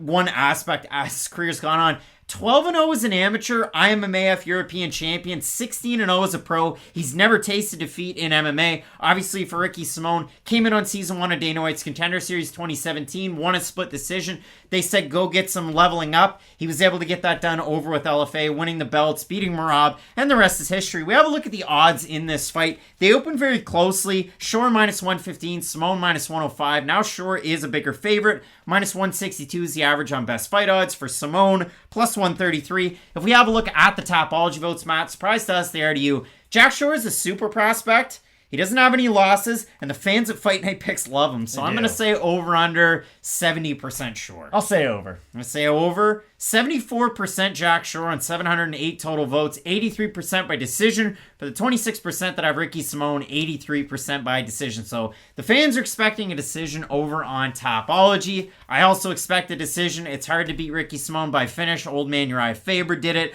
That was kind of a weird one. And for Jack Shore, we've seen him taken to the deep waters against some wrestlers. Obviously, he had that fight against pure American wrestler Hunter Azure, former UFC's own. But since then, yeah, it's been a mixed bag, and we've seen some growth from Shore as well. So I can't wait for this fight. It's one of my top fights on this card. But what's the pick here? It is an interesting fight because I think Jack Shore is going to have a really hard time getting off his own offense with an opponent like Ricky Simón, who can just go chest to chest with you, and that negates a lot of your own offense. The problem is, for some reason I was thinking about mouse traps while you were talking, and there's like the regular old ones that just have like the wire, right? And then I remember going to our grandparents, they'd have like the really mean ones that look like a T-Rex mouth. Jack Shore is the T-Rex version of what Ricky Simón is as a regular mouse trap. Like, they do a lot of the same things well. The difference is, Shore has a lot more power behind his shots. He does have more of a submission mind when he comes to his own grappling. So for those reasons, I do think he's more likely to damage Ricky Simón. But I will say this, Ricky Simón could out-control Jack Shore, so that does leave an opportunity for him to win a decision. But I'm still going to go with the guy who I think could do the most damage in the fight. You look at Jack Shore in his last fight, he had the 2 knockdowns against Timur Valiev. He got out-wrestled at the start of the first round, or sorry, the end of the first round. Valiev just kind of got close to him and like almost pushed him over and landed on top. And then as the fight went on, he kept going for takedowns. He was successful with one more. But for sure, we obviously saw him damaging Valiev. I think Valiev is a good fighter, but he's been hot and cold in the UFC. I don't know if we got PFL level Valiev in the UFC. I know he had that great fight against Barcelos. I like the level up from Ricky Simón. I like the fact that he cuts angles, he cuts the cage, he utilizes offensive wrestling. He can dictate the pace with which he can control these takedowns, and I think he's going to push Jack Shore up behind the black line. I'm eager to see if Shore can strike off the back foot in this fight, because I think that's going to be a big key. But I do have Simón here. I think it's going to be a great fight, though. I think it will be, but again, Ricky Simón has to do something on the feet to get that respect to move his opponent backwards. I don't think Jack Shore is going to be afraid to move backwards with a guy like Ricky Simón, who isn't really known for his own power in his hands. And I really do think that your opponent has to respect you for them to just be willing to give up all that space. So I think Jack Shore is going to be the one moving forward. I know at some points he's going to have to defensive takedowns, but I do really like his grappling once it does hit the mat. I know sometimes he can be defensive, but the second he gets on top of his opponent, he can really hurt his opponent, whereas he's so good defensively off of his back that normally it can't be said the same the other way. So I do like Jack Shore in this fight, but this is the most important fight of his career by far. Timur Valiev is a good win to get people convinced that you could be one of those uber prospects, but Ricky Simón gets you into the rankings, and it's one of those opponents who, okay, you beat Ricky Simón, well, you're never getting an easy fight from here on out. So Shore better be ready, and he better be sure that he has taken that big level up before he does beat a guy like Ricky Simón, because it's going to be tough fight after tough fight from this point on. Ricky Simón, your 11th ranked bantamweight. I happen to get the win. Matt going with the 14th ranked favorite, who is Jack Shore. His nickname is Tank, and a great opportunity to get a win coming up this weekend. Let us know down below in the comments section who you have. Big time fight card coming up this weekend, including a featherweight marquee matchup between Brian Ortega and Yair Rodriguez that you're not going to want to miss. So keep it locked in with Fight Night Picks. We always say, let's get into it.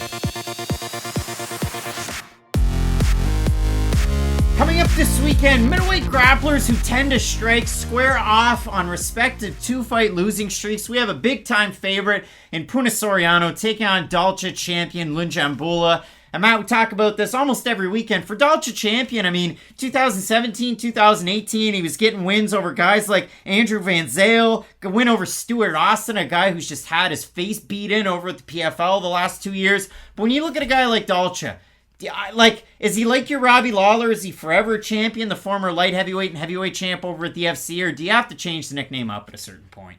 I hope you never compare Dalcha to Robbie Lawler ever again. Robbie Lawler's one of the great champs of all time. For Dalcha, I'm not a big fan of it. If you're a champ in the UFC, I'm okay with it. And I'm not one of these, like, UFC over everything. But the thing is, the best talent does naturally kind of reside in this organization. And if Dalcha was champ, he'd probably at least be able to get into the rankings at this point. Well, you look at it for Dalcha. He debuts in the UFC at 205, beats Daquan Townsend, knocks him out, goes out there and gets completely outclassed and knocked out by Magomed Ankalaev with a crazy kick. He beats Marcus Perez his next time out, and then he's lost his last 2 fights. And I mean, his last fight, obviously, apparently Cody Brundage has knockout power and submission powers in the first round, but Dalcha Lungiambula at multiple points in the first round of his last fight against Cody Brundage, I was surprised it wasn't stopped. He beat him down until Brundage just kind of squared him up against the cage, wrapped up the neck, and got a very tight guillotine. So good win for Brundage. Obviously disheartening for Lungiambula, and since he's been with the UFC,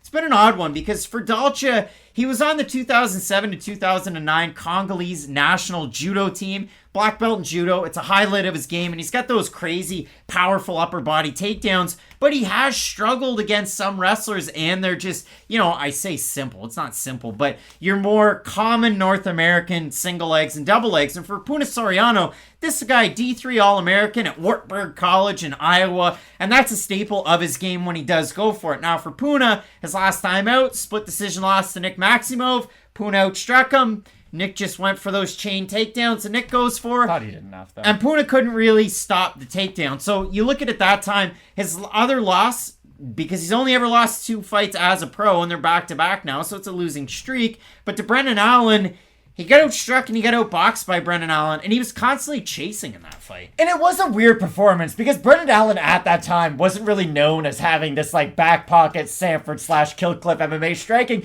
but he did look really good in that fight, and that was the fight that you go, okay, maybe Brendan Allen has leveled up his striking. It was weird though to see such a power-oriented striker like Punahele Soriano be so willing to back up against a guy who isn't really known for his own knockout power and who wasn't throwing a crazy amount of volume at him. And that's the one thing about this fight that I'm a little concerned about. I can see this fight being awful until it isn't, and a lot of people don't like it when you hear that, but hear me out. Dalcha Lungiambula likes to move forward. He has a very straight jab. He's someone who will throw a lot of power shots, but they're not the fastest punches in the world, and you can see them coming, especially if he loads up on them. He's not a guy who he loads up and he'll miss a shot and you go, oh my god, if he landed on that, he definitely would have knocked him out.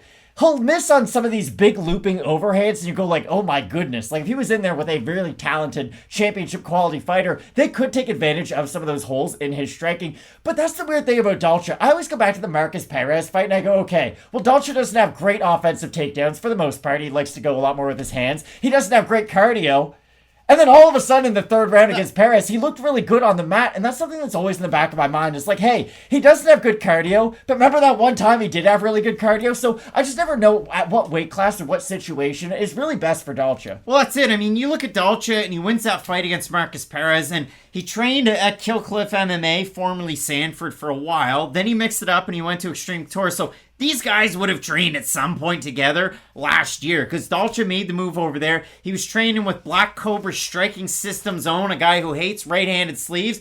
Oh, not Hacksaw Jim Duggan. It's my guy, Dewey Cooper. But for Dalcha, good striking coach. He didn't really make a bit of difference. Like I look That's at a good point, actually. The good thing I like out of Dalcha is that he's training with Brendan Allen and Marc-Andre Barriault to get ready for this fight against Punahele Soriano. Guys who have had eyes on Soriano. Obviously, Barriault won the fight against Lungiambula, but for Barriault, we go chest to chest. I work takedowns and I strike, and push you up behind the black line. Dalcha's not able to have that full extension overhand, right? Like when he knocked out Alain Badeau over with EFC. But when you look at Dalcha, does have a steady jab. There's a lot of power behind it because he puts a lot of force on his lead leg when he does throw it. But the trouble is, he has decent volume. It's just slightly below UFC average. But when he lands, it matters. We just haven't really seen him land a lot in the UFC. I mean, Daquan Townsend's a good example, but poor Daquan had a rough run in the UFC. And for Puna, like, he had the great win streak. He beat a guy like Dusko Todorovic. That's pretty good. He beat Jamie Pickett on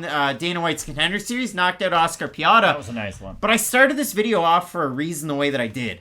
Punahele Soriano opened a minus 275. He's still a minus 275. Dalcha Lungiambula plus 225.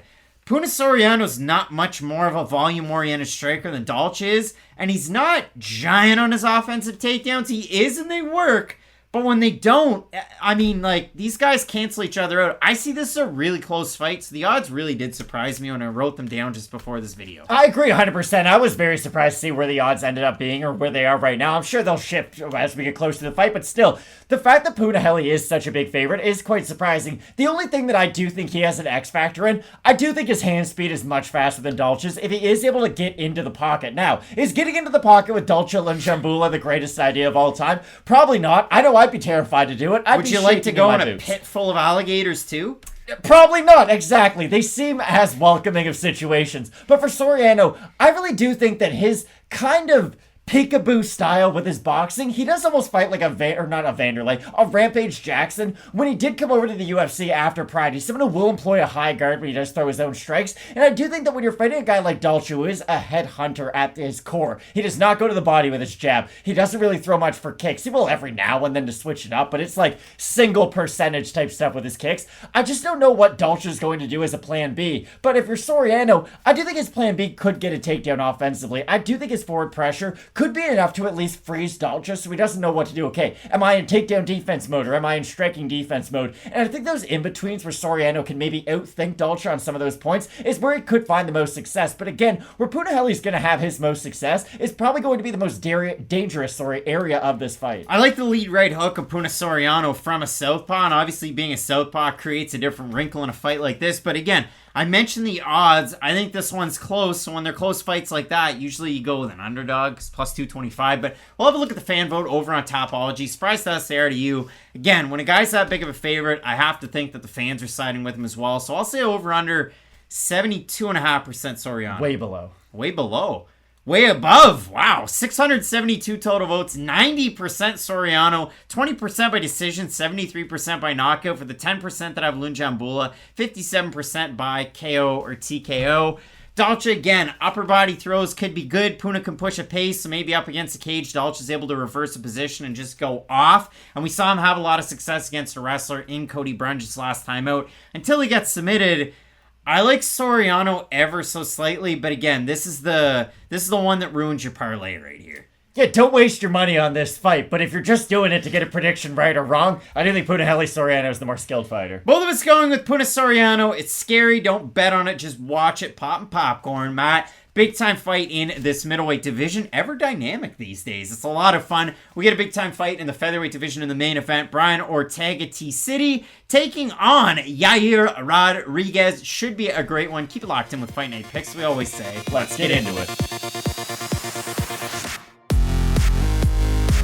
Coming up this weekend, an interesting fight at flyweight between the former bantamweight champion Cupcake Miesha Tate taking on the recent title challenger for the flyweight strap, Lucky Lauren Murphy, our Fight Night Picks 2020 Female Fighter of the Year. She went 3-0. It was an amazing run, and she capped that year off with a finish win over USADA's darling, Lilia Shakarova, and then a split decision win over perennial #1 contender, but not anymore, Joanne Wood. But if you look at it for Lauren Murphy, she's weeks away from her 39th birthday. And for Miesha Tate, she's a month away from her 36th birthday. And this has been a weird career arc for Miesha Tate because she won the belt, she beat Holly Holm, she loses the belt to Amanda Nunes, she loses to Raquel Pennington, and then she takes like 4.5 years off. She becomes the one championship vice president. You're missing out on a bit though. She was like the Junior Dos Santos of this division when Ronda Rousey was on top. Like The bantamweight division. Yeah, but JDS could beat everybody not named Cain Velasquez. Miesha Tate was like that, but with Ronda Rousey. Like, there is no women's MMA without Miesha Tate. In Strikeforce and in the UFC to Ronda Rousey. But if you look at it for Miesha Tate, that long gap away, I mean, even in 2022, she won Celebrity Big Brother, so that's interesting. And it's never good. I've never watched Big Brother. Neither have I. And it's never great when you're talking about accomplishments outside of the UFC, but you're still fighting and you're almost 36. But regardless, for Tate, she beat Marion Renault and she looked good. And then she fought Ketlin Vieira and couldn't close the distance. She did rally in round, 3 in round 4, yep. But she lost round 5. She definitely lost the first 2 rounds. But for Tate, that was a problem. Like, Vieira's a taller, bigger, longer fighter at bantamweight. She just kept her head back, stayed on her bike, and just landed 1, 2, 1, 2 from the outside. And Tate could never close it. Now, Tate did land a couple of good right hands when she actually stepped into her shots. But for the most part, Tate was ducking back and trying to land her punches, and she hit air a lot in that fight. I could not agree more. That's the thing about Miesha Tate. We all know what her bread and butter is. She's a phenomenal wrestler. She has, like, that pit bull on a bone mentality of, hey, I'm not going to let go the second I can get to it. And it has really worked out for her in the past. The problem is with Miesha Tate, she has looked good on the feet in some spots, but the weird thing is she can never really get sustained levels of success going on the feet. But I will say this, the fight against Ketlin Vieira is a very different fight than the one with Lauren Murphy, because when you're Miesha Tate, okay, I'm this great wrestler, I have decent submissions, but you're probably not going to out-grapple Ketlin Vieira on the mat, so I just think stylistically that was an opponent who almost cut out half of Miesha Tate's skill set when she walked into the ring, and that's why I think this fight against Lauren Murphy is a great reset for her at 125 pounds, because A, it's a new weight class with a former champion who does have a big name. Let's not get it twisted. Miesha Tate's still one of the most popular women's MMA fighters on the planet, and if she is able to get a win over Lauren Murphy, I don't think a Miesha Tate versus Valentina Shevchenko fight is all that exciting, to be honest, but that is a fight that the UFC is going to put as the co-main event of a pay-per-view. It's a fight that they're going to sell and sell and sell because Miesha Tate fought Ronda Rousey and she fought Amanda Nunes. I just think this stylistically does favor Miesha Tate. She's fighting someone who doesn't have incredible power on the feet, but does have very good boxing, doesn't have great takedown defense, and is a little bit smaller. The difference is, Lauren Murphy has looked better at this stage of her career, so it is almost counterintuitive to say the things that I just said. The difference is, Tate was fighting, I would argue, better fighters in a deeper weight class. Yeah, I mean, if you look at it for Lauren Murphy, she had the Jessica I run at bantamweight, but she didn't have the Jessica I run at flyweight. Lauren Murphy ran it down to 125, competed on The Ultimate Fighter, lost Nico Montano, said screw that noise, and then just started winning. So that was the best part for Lauren Murphy. You look at the wins before she fought for the title, and again, I mentioned the 3-fight win streak in 2020. Wins over Andrea Lee by split decision, one over Roxanne Modafferi, one over Shakarova on short notice, and then the fight against Joanne Wood. She fights for the title. She gets finished in the 4th round. She didn't have much success in that fight. She's a plus 850 underdog. This fight between Tate and Murphy was originally supposed to take place at UFC 276. Murphy off the card due to the COVID, but I've seen her in the gym. I've seen her training since. The interesting thing for Murphy, she's trained a lot in Texas. She's a Texas-based fighter, and I know she's trained at the lab in the past, but she really is. Kruba Perez is in the corner. Her husband's in the corner as well. She's been training at pound for pound fitness with, that's Tisha Torres' gym. Justin Houghton is the head coach there. He's a kickboxing whiz, and he really has whipped a lot of fighters into shape. But she's mainly training with Miranda Maverick for this camp, before the COVID, after the COVID. And I like that as a training partner to get ready for Tate. The flip side, Tate, she's going to turn 36 shortly, 15-year MMA career. This is going to be her 28th pro fight. She's never fought at flyweight, and it's a second cut to get ready to go down to 125 in as many weeks. I assume she's gotten her body ready for the cut. But it's just interesting because years ago I never would have thought Miesha Tate, 125. Let's give her a go. I could not agree more. We were talking right before we got filmed. I do think Tate did look better physically when she did make her re-entry into the UFC. She looked very lean on the scales for her first fight back, so maybe she does think, okay, I can't compete with these women at 135 anymore. 125 is more of my natural weight class, but you're right. It's never promising to see a fighter past the age of 35 decide, okay, this is now my new weight class, because there is a lot that goes into switching weight classes and cutting weight in general. I always go back to when Michael Chandler said, I forget what fighter missed weight, but it was a lightweight fighter who missed weight. And Michael Chandler was like, hey, the weight cut doesn't start the week of the fight. The weight cut starts 2 months out. Like, you have to get your nutrition right. You have to make sure you burn the right amount of calories. You have to count your macros. Like, it's a lot of work that goes into all of this. So for Miesha Tate, I do think that she would not have made this move down if she wasn't going to do it in the smartest way possible. And I do think that stylistically, this is a very favorable matchup for Miesha Tate. Lauren Murphy is one of the few fighters older than Miesha Tate who she could fight ahead of her in the rankings. And I don't say that to be dismissive of Lauren Murphy, but it's the truth. Normally, Miesha Tate would be the longtime veteran compared to anybody who she's fighting. This is one of the rare opportunities where she is probably closer to her prime than Lauren Murphy is. And I only say that because I think Miesha Tate's much more physically strong than Lauren Murphy, especially at this weight class. Now, the weight cut is going to matter quite a bit, so maybe my opinion will shift by the time we get to this weekend. But if plan A for Miesha Tate is to wrestle, and plan A for Lauren Murphy is to box, what the heck is Lauren Murphy going to do to get separation from Miesha Tate? I just don't know what her plan B is going to be. I think she has good clinch control, but she's not great at breaking out of the clinch and getting separation again. And that's where Miesha Tate's going to go for a lot of her own takedowns. That's my trouble when I was doing the analysis for this fight and watching the tape. Miesha Tate, before the layoff, before the losses, it was wrestling, it was pressure, it was clinch control, cage control, and getting you down in the mat and having a low amount of volume on the feet. And then her 2 fights back, she has high volume against Marion Renault, and she looks great with her striking. She has high volume against Ketlin Vieira.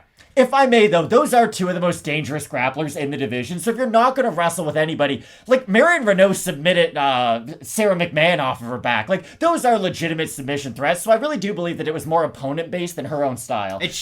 It's weird to see that and then go into a matchup against Lauren Murphy down 10 pounds where you've never been and then get into that same kind of fight that you were known for. And a perennial staple of Extreme Couture is Miesha Tate. Unless one championship had you believe that she was ever going to fight out of Evolve, which is the silliest friggin' thing I've ever seen. Singapore zone. So I look at the odds in this fight. Lauren Murphy, the former title challenger, open plus 135, plus 140 roughly there. Miesha Tate open minus 162, they say on best fight odds. Minus 175 or thereabouts right now. We have a look at the total votes on Topology. I doubt they're close. I'm going to say over under 80% Miesha Tate. I'll say under just because that's pretty high. Oh, look at that. 584 total votes. 64% Tate, 88% by decision for the 36% that have Lauren Murphy, 90% by decision. I assume that fight goes the distance is like minus 500 in this one. So again, Murphy historically has better, volume, but we see nice volume in these last 2 Miesha Tate fights. I have Miesha Tate by a slim margin, but make your own approximations in this fight because Murphy, with that camp out of Colorado, getting ready for this matchup, facing off with a lot of primary grapplers, I would assume Raquel Pennington's like that secret Swiss Army knife in the back pocket, somebody who's beaten Miesha Tate. had success against her on the ground as well. I would think that's a great person to have in your camp. But Lauren Murphy isn't Raquel Pennington, so I do have Tate here. But I think this is going to be a greasy fight that ends in a controversial decision. I think the Pennington point is a very good one to bring up, but that's the thing with Lauren Murphy. She's going to be defending a lot in this fight, and it's hard to get your own offense on when you're always on the defensive. She's either going to be defending takedowns or trying to put up with the volume striking of Miesha Tate. And I think Tate, down at 125 and only a 3-round fight, like, this is probably the most comfortable setting Miesha Tate will get for the rest of her career. Like, everything's kind of been catered towards her for this fight at least. But again, I'm very concerned to see what she looks like at 125. Personally, I do think she will look good on the scales, but again, just because I said it doesn't mean I'm right. So I am very curious to see how Tate looks by the time they get to the scales, but I do agree with you. Right now, I have Miesha Tate. Red flags are there. Both of us going with the former champ, Cupcake Miesha Tate. Struggled with that sentence. Cupcake Miesha Tate. There we go. Taking on Lucky Lauren Murphy. Let us know in the comment section who you have. I'm really interested to get everybody's opinion. And you folks have been sharing some great ones down there. So keep them coming. We had a big time marquee matchup jumping at featherweight between Brian Ortega and El Pantera Yair Rodriguez in that main event. I can't wait for it. So keep it locked in with Fight Night Picks. We always say, Let's get into it. That's a lot of damage. Coming up this weekend, a fight that could be on the main card of a pay-per-view. It feels like a video game fight. We have Hurricane Shane Burgos taking on Belle, Quebec, Canada's own Charles Jourdain. Matt, I love this fight. You have the hometown guy representing New York in Shane Burgos. Big time opportunity to take on the Canadian striker of Charles Jourdain. And for both of these guys, incredible success in the UFC's Octagon. This is Jourdain's first ranked opponent in the UFC. And for Hurricane Shane, I mean, he went on a 2-fight losing streak. You had to be doing a little bit of soul searching. Like, you look at the losses, Josh Emmett, Edson Barboza, and man, so much damage. Phil Swift would have a field day with that. But if you look at it, for Burgos, his last time out, he gets a big time win over Billy Quarantillo, one that kind of levels the boat back out on stormy seas. And for Burgos, I mean, I look at what this guy's been able to dish out and then receive in the UFC, and it's been absolutely insane. You look at it so far, and of the knockdowns, he's been dropped by Calvin Kattar, Josh Emmett, Edson Barboza, and Kurt Holobaugh. He did submit him, though, immediately after. Did submit him in that one. He also has knockdowns of his own. He has 6 of them. Charles Jourdain also has 6 knockdowns in his UFC career. And that's just been the craziest part. For Jourdain, comes in, short notice debut, up a weight class against Desmond Green. He gets out wrestled and out veteraned in that fight. A lot of ringmanship in that one. His next time out, performance bonus in Busan, South Korea, hometown of one Doo Ho Choi. Charles Jourdain got the bag and finished him in that one. Obviously, again, performance bonus. But, Matt, for Jourdain, this is a guy out of Quebec, and we love Quebec here. Like, I've got a Molson export. The last time I cracked a top on a Molson on this channel, Matt, for a fellow Canadian, we both have Molsons. Matt's got Molson Canadian export. But the last time we did this, it was when Tanner Boser fought Andre Arlovsky. How did that fight end? And Tanner Boser lost. So this is a bad omen for Charles Jourdain on the channel. Okay, I'm going to make this a much more open-ended prediction and bounce stuff off of you. Way more than I normally do. Because there's 2 different ways that I'm looking at this fight. In one way, Shane Burgos does everything Charles Jourdain done. But he's a little bit more refined with his technique. He doesn't really throw the body kicks. But other than that, both very strike-heavy fighters. They both want to move forward, eat a shot to give a shot. You get the idea.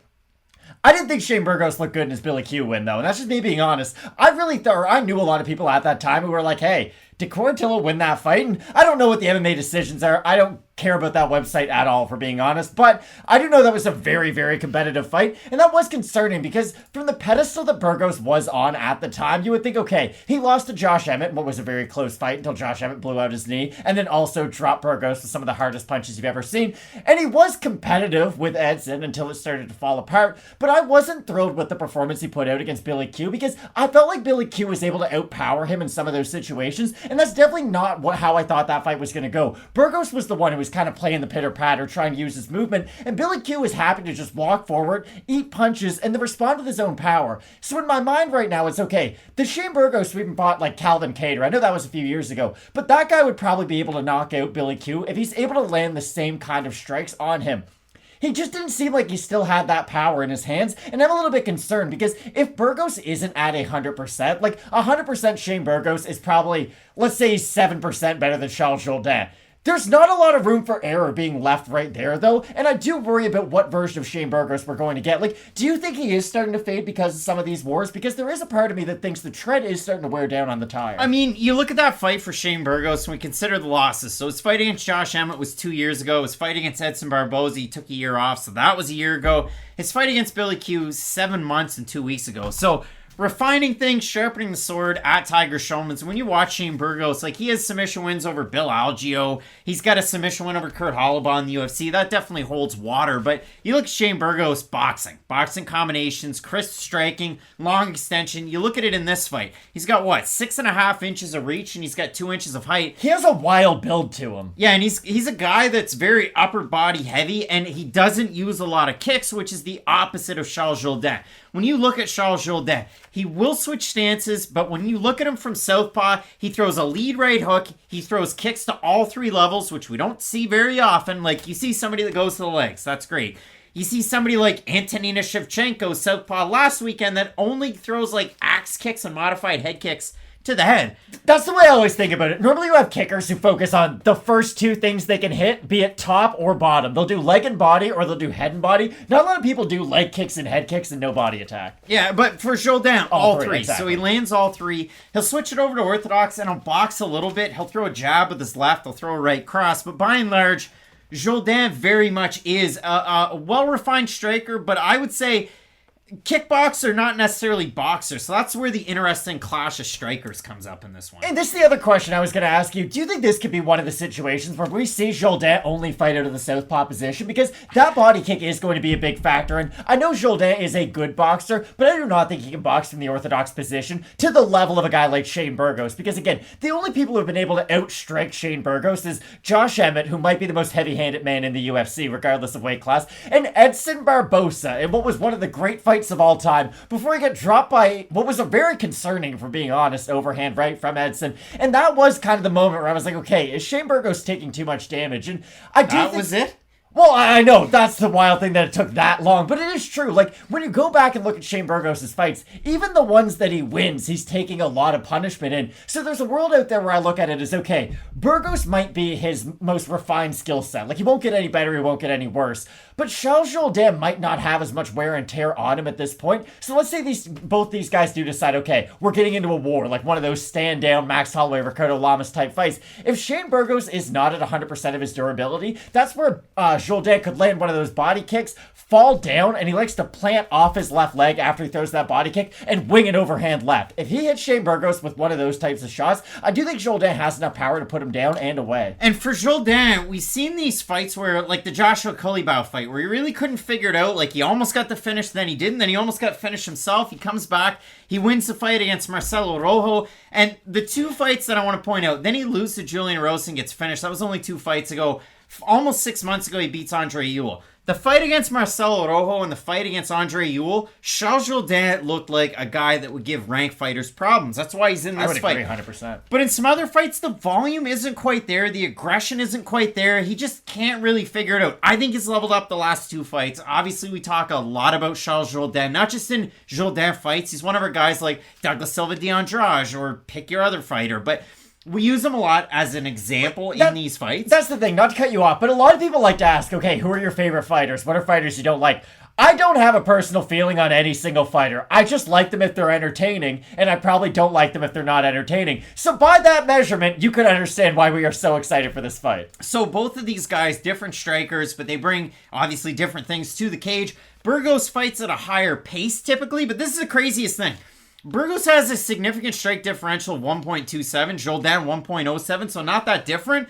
This is where the numbers actually play in, and these guys have enough accumulated time in the octagon that I actually do figure these in. 7.95 to 6.69 receive for Burgos, the strikes landed to receive per minute significantly. And if you look at it for Jourdain, 5.60 to 4.53, so crazy volume given and taken for both these guys. Very, very entertaining. We look at the odds. Burgos open to minus 150, minus 195. For Jourdain, open plus 130, plus 160. We have a look at the Tapology votes. Surprise to us there, to you, Matt. Well, Canada and Quebec represent. I'm going to say over under 70% Burgos. I'm going to say under. I think it'll be more 50-50. It's going to be 50-50. Oh, just under. 678 total votes, 69% Burgos, 77% by decision, 14% by knockout. For the 31% that have Jourdain, 59% by decision, 29% by knockout. Not a lot of people factoring in the submission. Jourdain gutted his last time out. He's struggling with the takedowns against Lando Venata, and then he just synced that submission up quite nicely. So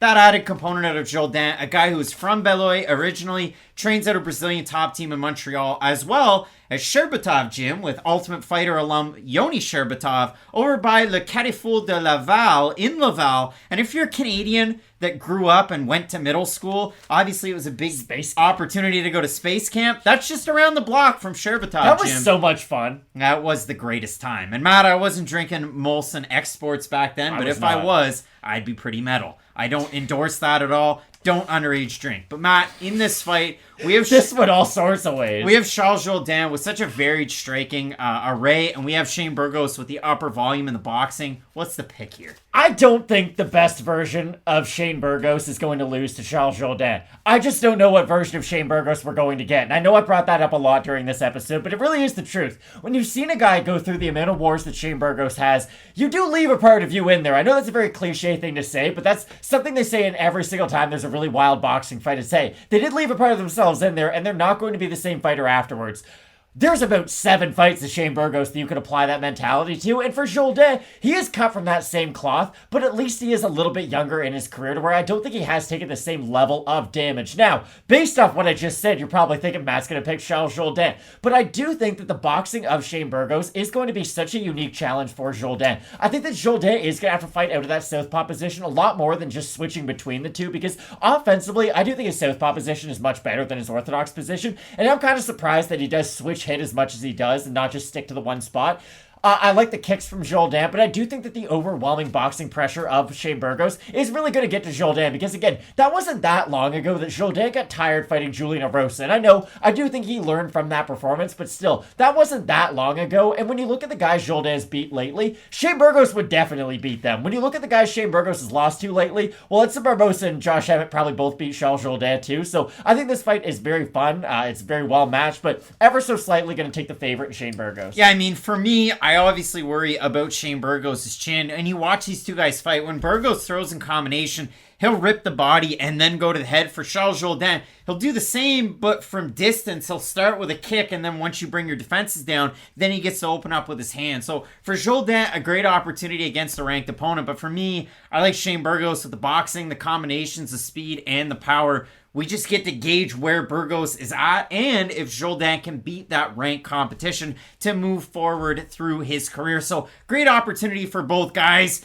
We're going against the Canadian here. Both of us going with New York's own Shane Burgos to get the win. Are we traitors? I mean, I'm wearing a Rough Rider shirt, for goodness sake. And Matt, you're wearing a Mickey Ward shirt. Yeah, so shout out to the OG. That one doesn't play, but both of us going with Burgos. Let us know in the comment section who you have in this matchup. This is a marquee featherweight fight, but the main event plateaus that. We have Brian Ortega taking on Yair Rodriguez. You're not going to want to miss it, so keep it locked in with Fight Night Picks. We always say, let's get into it. Interesting fight coming up this weekend at flyweight. It feels like laying down the Mirror Force card. Remember when you played that game when you were a kid? Yu-Gi-Oh!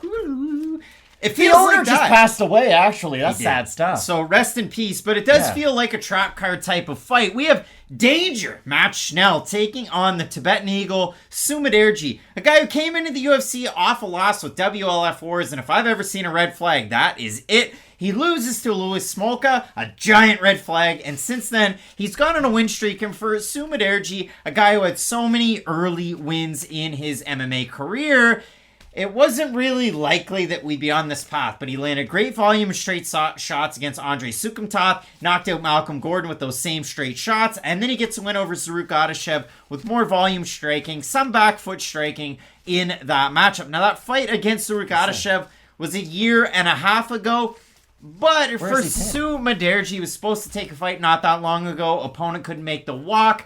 That opponent, Manel Kape. Nevada State Athletic Commission said, we don't want to see that pulsing action in your bloodstream, so Manel gets a fight over his last time out in Singapore, and he's probably not going to fight Nevada for a little bit, where the UFC has most of their fights at the Apex. So for Sumudaerji, good shot against Matt Schnell, a guy who unfortunately had lost his mother in the fight camp leading up to his fight against Brandon Royval. And for the people out there on Twitter that say one-round fights never get fight of the nights, Matt Schnell's fight against Brandon Royval was a one-round fight of the night where he drops Royval and then he decides to play touch butt in the park on the ground and gets submitted. I'm sorry, but I have to throw you under the bus a little bit. You were a firm believer of one-round fights should not get fight of the nights. No, they should. It's just they don't happen very often, and some of them, I like to see them play out longer. That's all. I'm a big fan of a one-round FOTN. This is a weird fight, though, because these guys are the exact opposites of each other when you think about their resume and their record. Matt Schnell has fought some of the best fighters in this division. Fought guys like Pantoja, fought guys like Brandon Royval. Like, those are two of the best fighters in this division.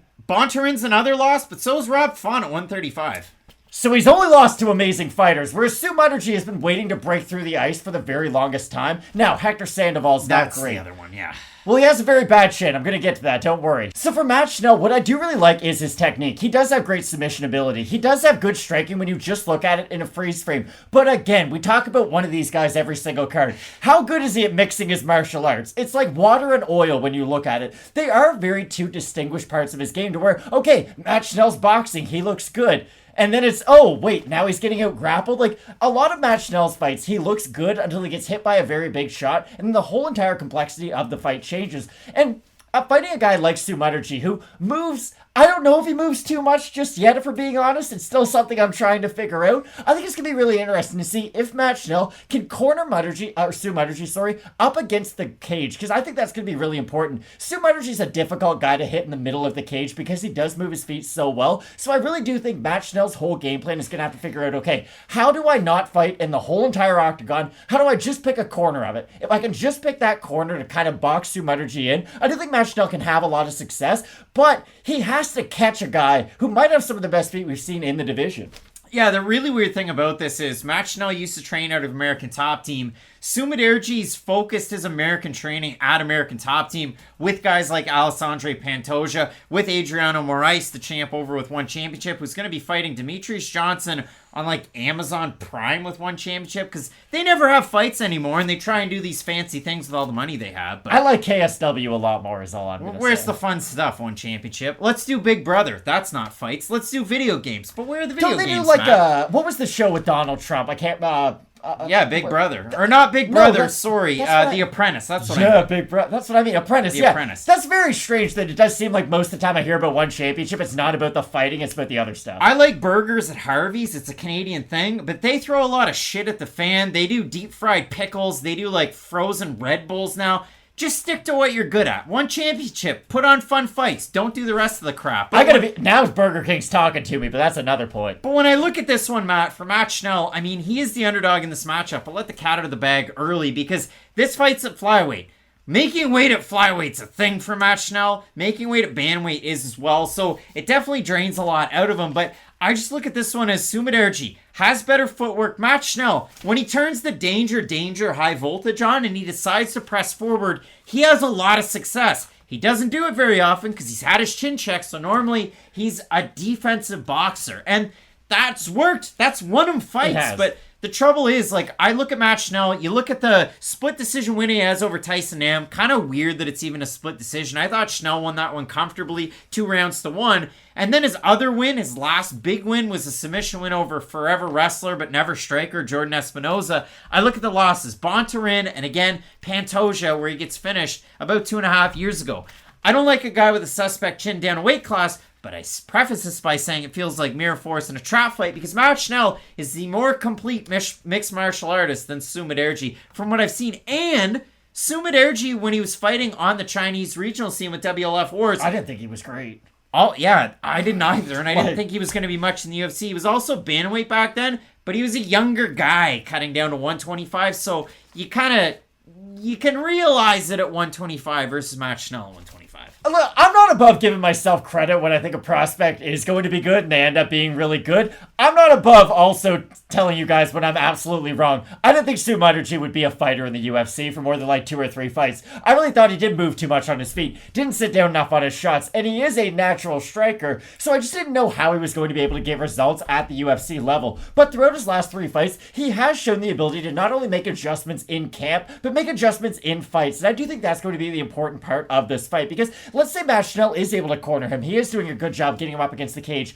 I don't think Sumudaerji is the type of fighter at this stage of his career who's going to go, okay, I lost that first round. Let's go back to doing the exact same thing I did in the last round. I really do like the footwork out of Sumudaerji, but again, I have to preface that by saying he might almost do it too much, and I do think that could get him caught if he does end up fighting a Pantoja next or someone like that, because that's the problem with Schnell. Yes, he's lost to a lot of the better fighters in this division, but the second you beat him, you then have to go on and fight some of those great fighters in the division, and even if you really like Sumudaerji at this stage of his career, and let's say he knocks out Schnell in the first round, I still don't think I've seen enough to say, oh wow, he can go in there with an Askar Askarov or an Alejandro Pantoja. He's still probably going to need a few more wins of those like 5 to 10 guys, I would say, for him to finally get into the elite. But I really do think this fight against Schnell is the perfect matchmaking, because if Schnell wins, okay, he might not be of the top tier flyweights, but he's good enough to beat most guys in the rankings. And on the flip side, Sumudaerji could get the biggest win of his career, which could absolutely set him off. Alessandro Pantoja says no to that one. It seems like a silly fight. And for Sumudaerji, after his last win over Zaruk Adashev,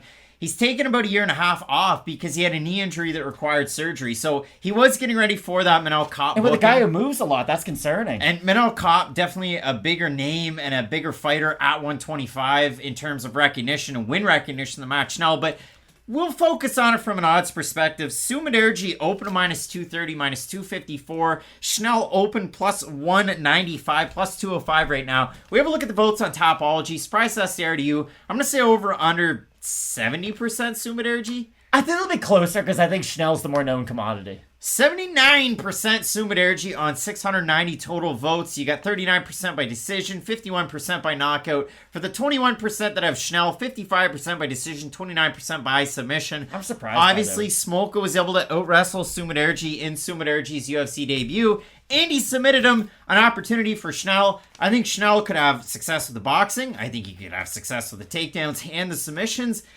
I think 125 is a tough cut, and I think Sumudaerji with his length over most fighters, but not in this fight because they're both going to match up height-wise and reach-wise the same. I'm just eager to see these guys on Friday. And again, I said trap card at the start of the week. I feel like Schnell could win as an underdog, so it does scare me making a pick on this one. So when I said Schnell only lost to Elite, I saw you go, and I was going to get to this point. Hector Sandoval's not good at all and knocked out Schnell with a backwards hammer fist that he only landed one time after Schnell was going for a heel hook. I'm not confident in Schnell's chin at this weight class whatsoever, and I do really worry about him fighting an accurate striker who can strike off the back foot, who does use his movement very well, because that's the thing. If Sumudaerji's feet were even 5% slower, I do think that there's a world where Schnell is able to corner him. I just think that footwork is going to help him evade a lot of the offense of Schnell throughout this matchup. Both of us going with Sumudaerji. I'm in agreement there. I like those shots, and I really do like that left that he throws straight down that pipe, and there's a lot of power on those shots as well. So both of us going with the Tibetan Eagle in this matchup. Really fun but fight. Again, and a lot of red flags too. Schnell's got a great opportunity to showcase some of his grappling in this matchup, and for Sumudaerji, he gets to show some wrinkles that we might not have seen yet in the UFC tenure. Let us know down below in the comment section who you have and some big time fights left on this card that you're not going to want to miss. Keep it locked in with Fight Night Picks. We always say, let's get into it. Interesting fight on the main card of this weekend's UFC on ABC 3. We have the 14th ranked to be specific, the Leech Li Jingliang taking on the formerly ranked King of Kung Fu, Muslim Salikhov. For Salikhov, his nickname's the King of Kung Fu, which is a martial art that Bruce Buffer always shouted out before Roy Nelson did his belly rub on the top of the cage. I guess it would have been before he did that. A Kung Fu fighter. He was a Kung Fu fighter, but for Muslim Salikhov, he's a Wushu Sanda fighter, and he's not just a Wushu Sanda fighter, he is regarded as the best Wushu Sanda fighter of all time. And if you don't believe me, go watch some of those fights. In kickboxing or just overall striking, his record is 185 wins, 13 losses, and 1 draw. In 2008, at the appendage to the Beijing Olympic Games, Muslim Salikhov won gold. He is widely regarded as one of the best pure strikers in striking fashion, and in MMA, that's guided him to an 18-2 overall record. And you watch this guy's fights, to get into the UFC, Matt, who did he beat? I can't remember off the top of my head. You can't remember You have notes in front of you. I do this for my head. You can't remember who it was, but if you go and watch it, it was that spinning head kick knockout win over Melvin Gillard. He then got out wrestled by Alex Garcia and submitted, so a lot of people thought, hey, this guy isn't going to be much. But he beat Ricky Rainey, Bellator's formerly own Wonderboy teammate. He beat Nordin Taleb by finish. Then he's beaten Laureano Staropoli, Eliseu Zaleski dos Santos in one of the worst fights you can watch. And then Francisco Trinaldo in a fight where he got out wrestled by Trinaldo, who kind of pushed him down into one of the takedowns. He also landed one of the most wicked combos. As Trinaldo entered in, you had Mr. Muslim Salikhov land a short right hand that stunned him, and then he went Super Saiyan and just went bam, bam, bam, landed 4 punches, dropped them, ended up on top, finished the round on top in the first round. But Matt, for Muslim Salikhov, it's just inactivity that's kind of plagued him throughout his UFC career. The same can be said for Li Jingliang. But Matt, I think this is a wild fight. I think you go crazy. I think you drink like a Faygo and you get wicked and weird, because I think we're in for an interesting fight this weekend.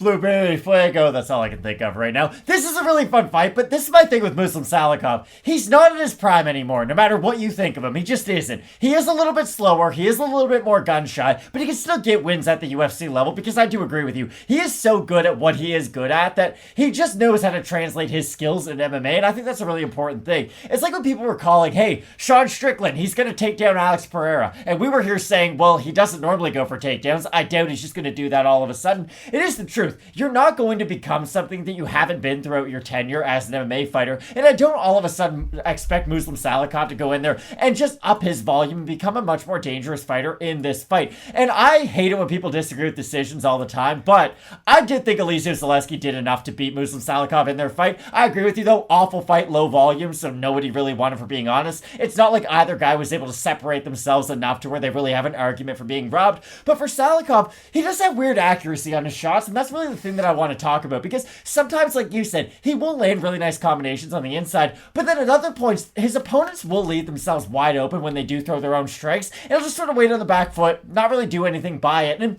just the baseball mind in me thinks, okay, he's setting him up for something in the future. Pitchers do this, batters also do this, but for Salikhov, it's almost like there isn't any payoff at the end of it. And it does remind me of when Jan Blachowicz fought Israel Adesanya. Joe Rogan, that whole entire fight was like, wow, look at the feints of Izzy. Look at the feints of Izzy. Feints are great, but they're not control and they're not damage. And those are the only two things that judges care about. So for Salikhov, I think what he does is very, very good, but I do think at a certain point he's going to have to switch his style to make it more suited for MMA, because Salikhov right now is a really good fighter outside of the rankings, but at 38 years of age, I'm very curious to see what can he do to actually go on some kind of a run, because he's not just another guy in the organization. You know, he's 18-2. He's been on a very impressive win streak, over impressive names, I should say, maybe not the performances themselves. I'm just very curious as to what does Salikhov do after this performance, because in my mind, Li Jingliang is still on a title path. I know he lost to Chimaev, but I still think Li Jingliang every morning wakes up thinking, how can I become welterweight champion? Yeah, the weirdest part about this, and I mentioned it, so both these guys have the same problem. For Muslim Salikhov, again, it's inactivity. Like one fight in 2018, 2 fights in 2019, 1 in 2020, and then 1 in 2021. For Li Jingliang, same thing. 3 fights in 2018, 1 in 2019, 1 in 2020, and 1 in 2021. And when you look at Li Jingliang, you think, wow, this guy can mix it up with his striking and his grappling. He came into the UFC from Legacy FC. Legacy merged with RFA to become LFA. He was their champ at welterweight. Love that when a prospect from outside of North America comes in, fights with Legacy. It wasn't just one fight, it was multiple fights, then makes an impact in the UFC. But again, this is the craziest part for Li Jingliang. 9 knockdowns for, 5 knockdowns against. And not against great fighters either. Not to cut you off and make this mine, but Bobby Nash was able to drop him. Jake Matthews dropped him multiple times.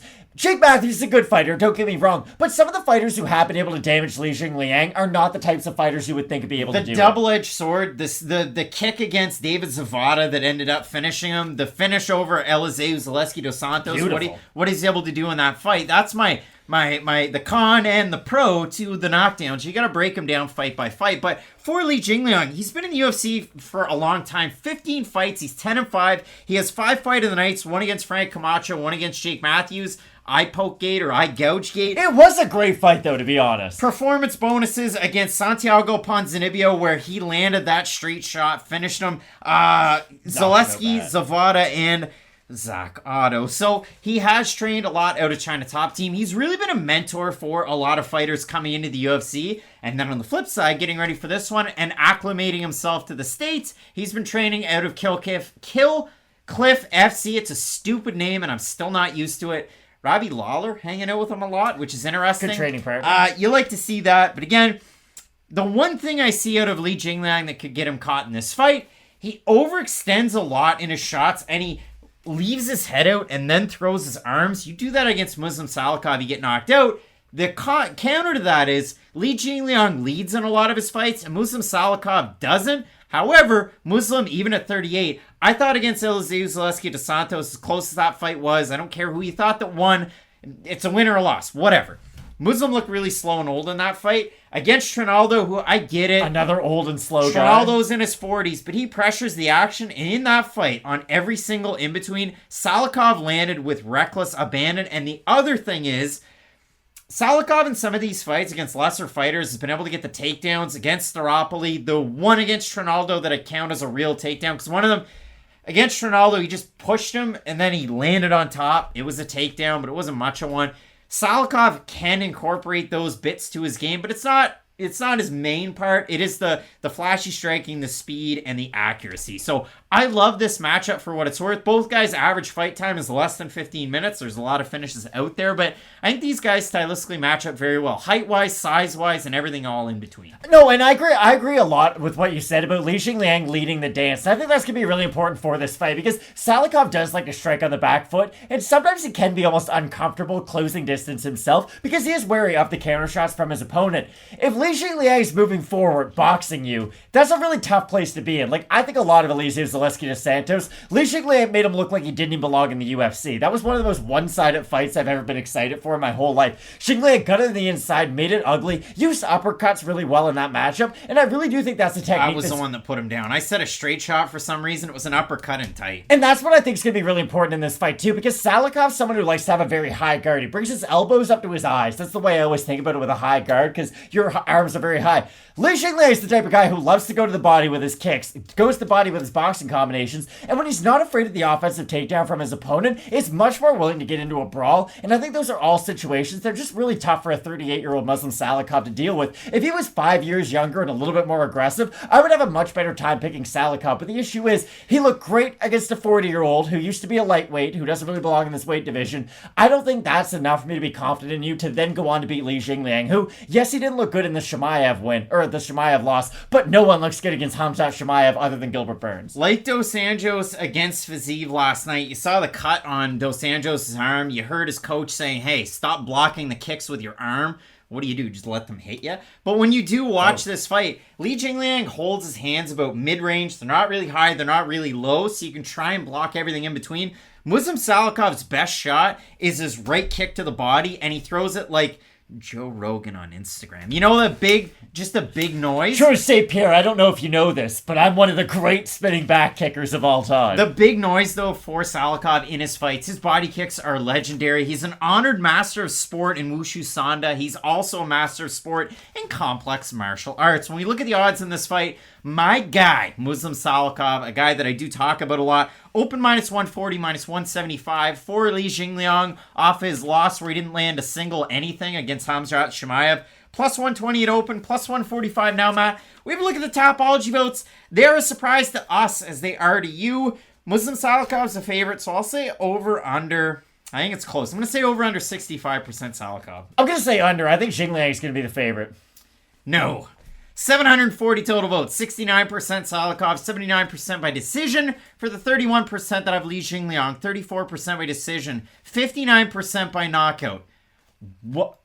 Really? He knocked out Eliseu, who had never been knocked out. He knocked out Eliseu, and he did knock out Santiago Ponzinibbio on those close-range shots. Just to me, Muslim Salikhov in tight's a guy that you don't mess around with. Obviously, Jingliang's been able to do those things. Santiago's so much better than him. Santiago was coming off a long layoff, but still, it's a guy who was in his prime, though. This is the thing. If Li Jingliang loses this fight, it's because he's pursuing a win and gets hit by a big shot. If Salikhov wins this fight, it's probably going to be on the back foot reacting to what Li Jingliang's doing. That's fine, but I would much rather side with the guy who's pushing the action throughout the fights. And with Salikhov, I think he has average punching power. I really don't think he has, like, top-tier upper echelon punching power. This could be the fight where I'm wrong, because Li Jingliang doesn't have the greatest chin of all time, like you had established with the knockdowns. I didn't realize he had been dropped himself 5 times. I knew it was quite a few, but 5 is a concerning amount. I still think he's the much better boxer, though, when it gets on the inside. Salikhov is a great striker, but when you're a great striker, it means you use every single part of your body, and that includes kicks. Li Jingliang fights with a lot of pressure, which does eliminate the kicks from a lot of his opponents. If Santiago Ponzinibbio can't even kick you to the leg or to the body, I do think his pressure is going to eventually get to Salikhov, similar to what it did his last 2 upper echelon opponents he was able to beat. I like Li Jingliang in this fight. I think he's going to be able to boogie woogie woo his way to a win if you're a big ICP fan. But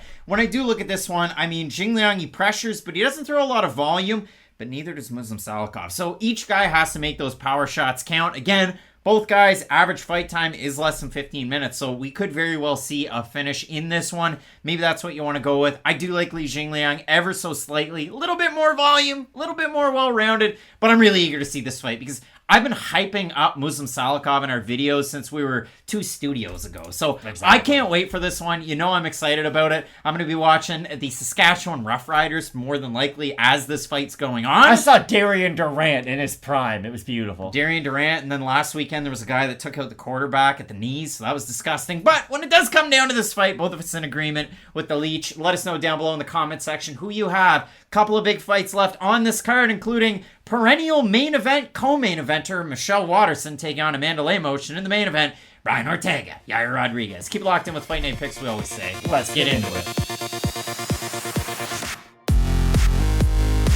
Coming up this weekend, an interesting matchup at flyweight. Yes, flyweight. We have Miesha Waterson, the karate hottie, the former Invicta 105-pound champion, that's atomweight, taking on the former Jungle Fights bantamweight champ, Amanda Lemos. And when we look at this fight, for Miesha Waterson in the UFC, she's had 1 prelim fight. It was against the now former, she was the former champ then, but now she's the current champ, Carla Esparza. You look at it for Miesha Waterson, the resume is very impressive. She's beaten good fighters. She's lost to very good fighters.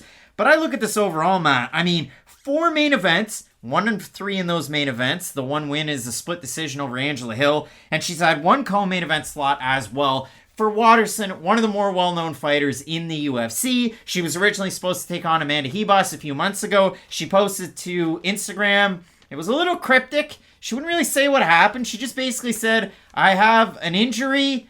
If I went any further with training and fighting, it could be career-ending, so I'm going to take time to clean it up. So then I listened to an interview 2 weeks ago with Middle Easy. Try and guess who did the interview. I'll save you the suspense. It was James Lynch, and James Lynch asked about the interview, and she gave the same answer, which gives me a little bit of pause that she wasn't talking about it. Topology says knee injury, but I don't know exactly what it was, so I won't speculate too much. But she doesn't talk about it. She's incredibly cryptic, which is kind of weird.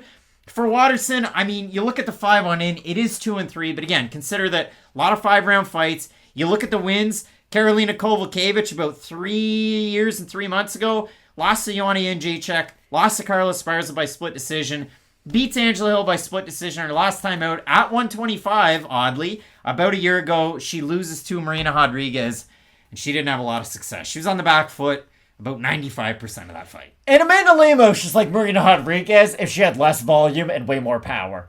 I don't know how Miesha Waterson wins this fight, and I normally don't like saying that in our videos, but this could just be like an exercise for our commenters, or really just the community, to also bring up reasons why they think Miesha Waterson is going to win, because that bullshit sidekick ain't doing shit to Amanda Lemos, because Amanda Lemos doesn't care about how much power you have. She has 5 times as much. Now, that did catch her against Jessica Andrade. She basically ran at her, pulled her head down, and submitted her.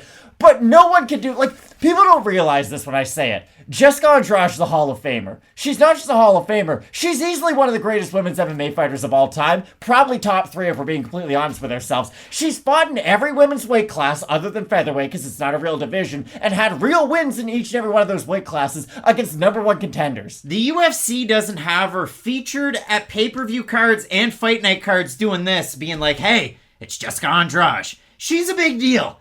Big deal. And when she fought Joanna for the title at 211, like, that was a really big fight at the time. And that's what I always go back to with Michelle Waterson. When she was in her prime, it was when there was that 3-headed monster of the division. It was when Joanna, Weili, and Rose were going back and forth, just switching the title between themselves, and Andrade would jump up and have a chance at it too. It's just those 4 fighters were head and shoulders ahead of Michelle Waterson. And I don't like saying that, it's just the truth. Like, those are 4 genuine championship quality fighters that Waterson did feel like she was almost stagnant with her own progression during that time.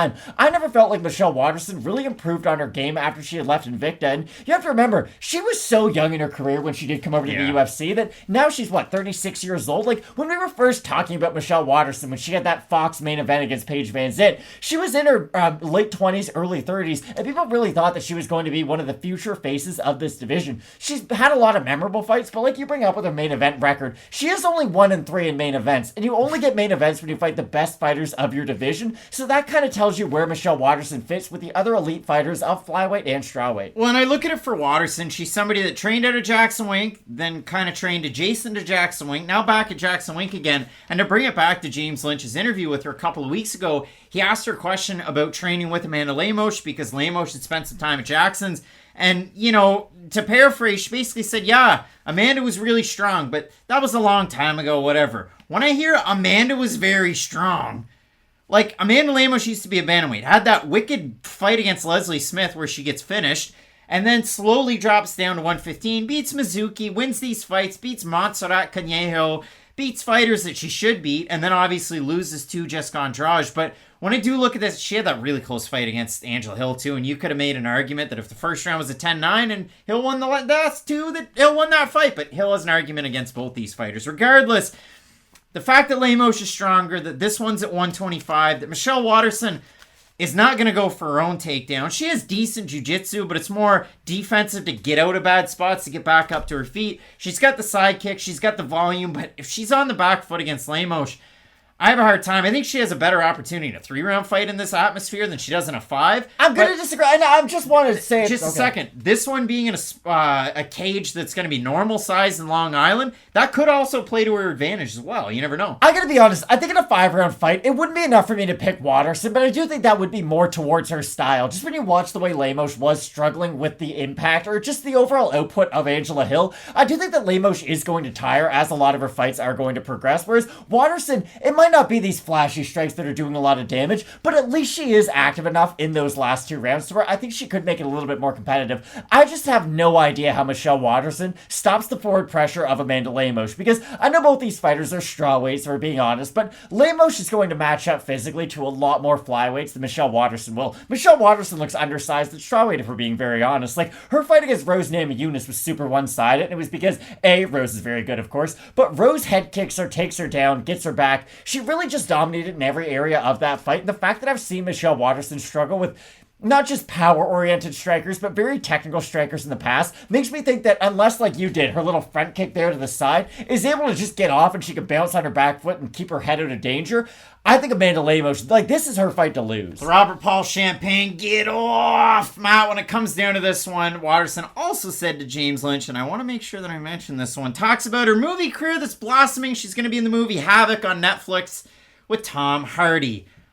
I like Tom Hardy. She got training in over in Wales when they were getting ready for that one, but I don't like that. Matt, the odds in this one, Lemos is a favorite. She opened -400, -380 right now. For Waterson, open +300, +288. We have a look at the top Algeo votes. Surprised that's there to you. A lot more fans of Michelle Waterson, but I'm going to say over under 65% Lemos. I think that's a good place to set it. I'll say over, but not by much. Oh boy, 767 total votes, 85% for Amanda Lemos, 67% by decision, 23% by knockout. For the 15% that have Waterson, 80% by decision. Matt, both of us going with Amanda Lemos. Without a doubt. Not leaving much to the imagination. Matt, I'd like to hear from the commenters down below. Michelle Waterson. 4 main events, 1 co-main event. She's had 1 prelim spot and many main card spots, even main cards on pay-per-views as well. So a big-time opportunity for both of these women to get a win on ABC down in the États-Unis. Matt, a big opportunity in this one. And a big-time main event. We have Brian Ortega taking on Yair Rodriguez. You're not going to want to miss. Keep it locked in with Fight Night Picks, we always say. Let's get into it. Big time main event coming up this weekend at featherweight. We have the former title challenger, Triangle City, T-City, Brian Ortega taking on El Pantera, Yair Rodriguez. Walking fight of the nights. And as always, one half you're hosting to a Craig Allen, Twitter and Instagram, Craig Allen FNP. With me to my left, to your right, Matt Allen FNP on the respective socials. Matt, we had a wild week last weekend. Question mark kicks 9-2 off. And for question mark kicks, that's usually 2 hours before the prelims. You folks hitting up the comment section, hitting up the channel, you know the drill. But this weekend, a little bit of a change because these fights are going to be early. And I'm away this weekend watching my beloved Saskatchewan Roughriders down in Nova Scotia. So if you see me, I'm going to be wearing this Rough Rider shirt. You can say hi. I don't bite. But Matt, when it does come to this fight, I mean, for Brian Ortega, he's been in 5 fight of the nights. For Yair Rodriguez, he has been in 5 fight of the nights. These guys don't know boring fights. And for Rodriguez, in certain fights, he's been taken down, like the end of his fight against Jeremy Stevens or the beginning of his fight against Frankie Edgar, the former champion. But oh, by the way, his striking is so good that he's had the rally back comeback against the Korean Zombie. He had the great fight against Max Holloway's last time out that was one of those fight of the nights. He didn't win, but man, it takes 2 to tango. And for Ortega, didn't win his last fight, was sizably outstruck, but almost finished the fight against Volkanovski with those crazy submissions. But you look at it for Ortega, he's been sizably outstruck in 3 of his fights. The fight that he had against Volkanovski, the fight that he had against Max Holloway, the fight that he had against Renato Moicano, and he's 1 and 2 of those matchups. You can go way further. The fight he had against Clay Guida, the fight he had against, Thiago Tavares. Brian Ortega gets outstruck in a lot of his fights. He's gotten outstruck in some of his fights, but the point that I want to make out of this is we've definitely seen a progression out of Ortega since he came into the UFC 1 and it was overturned to a no contest because USADA said, But if you do look at it for Ortega, you understand why the nickname is T-City, and does he win every fight by triangle? Not necessarily, but going back and watching his fights, and it definitely is a treat if you take the time to go back and watch them. My biggest one that I love to watch, the fight against Cub Swanson, where they go back and forth a little bit. In the end of the first round, he latches onto a tight submission that somehow Swanson recovers from. He backs Swanson up against the cage. He grabs the guillotine, arm in, and then he just pulls on it for dear life, gets the submission win there. Ortega is that grappler at featherweight to the nth degree, and his striking leveled up after his time away from Holloway to his fight against the Korean Zombie, where he looked like a new man, and he had body kicks and leg kicks that we've never seen before. And elbows. So I love this matchup on paper because Yair Rodriguez is one of the most creative strikers in the UFC, and it might surprise people. He came in off the Ultimate Fighter Latin America Season 1 in 2014. UFC 180 was the debut. It's wild how long he has been in the UFC for, especially the fact that he's 29 years old, but it feels like he's been a part of our lives for much longer, you know? And like you said, he hasn't really been active, but he's always been on the outskirts of the division, always sort of watching out, just trying to get that one big profile win. And this is a weird fight, and this is a fight that tells you the records are for DJs. I don't care what these guys' recent records have been, and I don't care that Yair and Brian Ortega are both coming off of a loss. You know why I don't care? Because they're coming off losses to 2 of the greatest fighters ever, and Yair Rodriguez pushed Max Holloway, honestly, to a level that we've never seen in a Max Holloway win. And on the flip side, Brian Ortega almost finished Volkanovski multiple times in their fight, and if he was fighting a fighter who had any less will in them, he probably would have been able to submit them, because if you go back and watch those fights with Volkanovski's head when he's triangled is purple. The rest of his body is pale like me. And that tells you just how tight the squeeze of Brian Ortega is. And the flip side is, Volkanovski might be able to fight out of some of these positions because he is so resilient. He's so strong in pretty much every area of MMA. Yair is a great striker. He's phenomenal. Like you said, a true one of one in this sport. But we have seen him struggle with some guys on the mat, and it does make me think that this fight is as clear as, if Brian Ortega even gets one takedown during this fight, I truly am concerned for Yair Rodriguez and his ability to get back up to his feet. The one thing I do like out of Yair, he is really good at getting his feet on the hips of fighters when they're on top of them, and he can push off, do that one big action that lets him get back up to his feet. I think he's going to really need push-ups and get-ups like that in this fight, because let's say he does go to try to frame off, push off, be intelligent about it. That's when Brian Ortega can progress and do that really slow thing that you see guys like Charles Oliveira, Brian Ortega do, where it's not just a jump from full guard into full mount, because those are very sexy to see. Brian Ortega can do it very slow, though. He'll be in your full guard. Next thing you know, he's kind of halfway on your back. Next thing you know, you're getting up to your feet, but oh no, Brian Ortega's on your back up against the cage. He just never stops grappling no matter where the fight is, and that's something that I hope Yair and his team have really worked on. I mean, for Yair Rodriguez, I threw it out there as his gym because he's trained in Mexico for this one. He trains in the States as well, but I threw Izzy Wrestling out there because he has worked a lot with Izzy Martinez for his wrestling. And I mean, you consider it for Yair Rodriguez. Fight of the nights against Holloway Stevens, Korean Zombie, Caceres, and Charles Rosa. Performance bonuses over Andre Feely, BJPenn.com, and the Korean Zombie. But when you do look at this fight, Matt, for Yair Rodriguez, taking on a guy in Jeremy Stevens that will switch stances but fight out of the southpaw, that body kick was there. Nearly finished Stevens with the body kick and then the follow-up. But Stevens rallied after round 1 and round 2. Almost got finished in round 2. To round 3 where he was taking Yair Rodriguez down quite a bit in that one. But I do think that was one of those situations where Yair burned his tank out going for the finish. He was doing those like Alexander Semin hammer fists. Like, he was really going to try to get the finish in that fight. And I did like his cardio in the Max Holloway fight his next time out. I do agree with you a lot. I've always worried about Yair in a 5-round atmosphere because it's kind of like with Zabit. People always thought I was really critical on Zabit in his career. But my thing is, if you throw wheel kicks, I just think you should land them every now and then. That's all. Call me old-fashioned that way. At least when Yair does decide to throw these crazy techniques, the majority of the time they are landing. Like, go back to the Andre Feely fight. That was absolutely insane. He basically... There's a weird kind of scramble where Andre Feely's across the cage from Yair. Yair, with the most confident posture you've ever seen, just runs across the cage and throws like a double flying kick. Like, Yair does stuff as he's figuring it out in the cage, and no matter what level of preparation you have, there really isn't anybody who can get you ready for the striking style of Yair Rodriguez. And I mean, you look at it for Rodriguez, this will be his 6th main event. It's going to be Brian Ortega's 5th main event opportunity. And again, I mentioned that southpaw to orthodox thing because for Ortega, primarily out of southpaw, but he will switch over to orthodox a little bit to open up some of his striking. So I'm interested to see for how long Ortega decides to strike against a guy like Rodriguez who has decent volume, decent power, and he has the ability to switch things up when he is striking. You look at the odds in this fight. Ortega is the favorite, open -150, -165 right now. For Yair Rodriguez, opened a +130, +137 or thereabouts on best fight odds. When we talk about these main events, Matt, we throw it out to the YouTube community tab. You folks hit us up with your comments.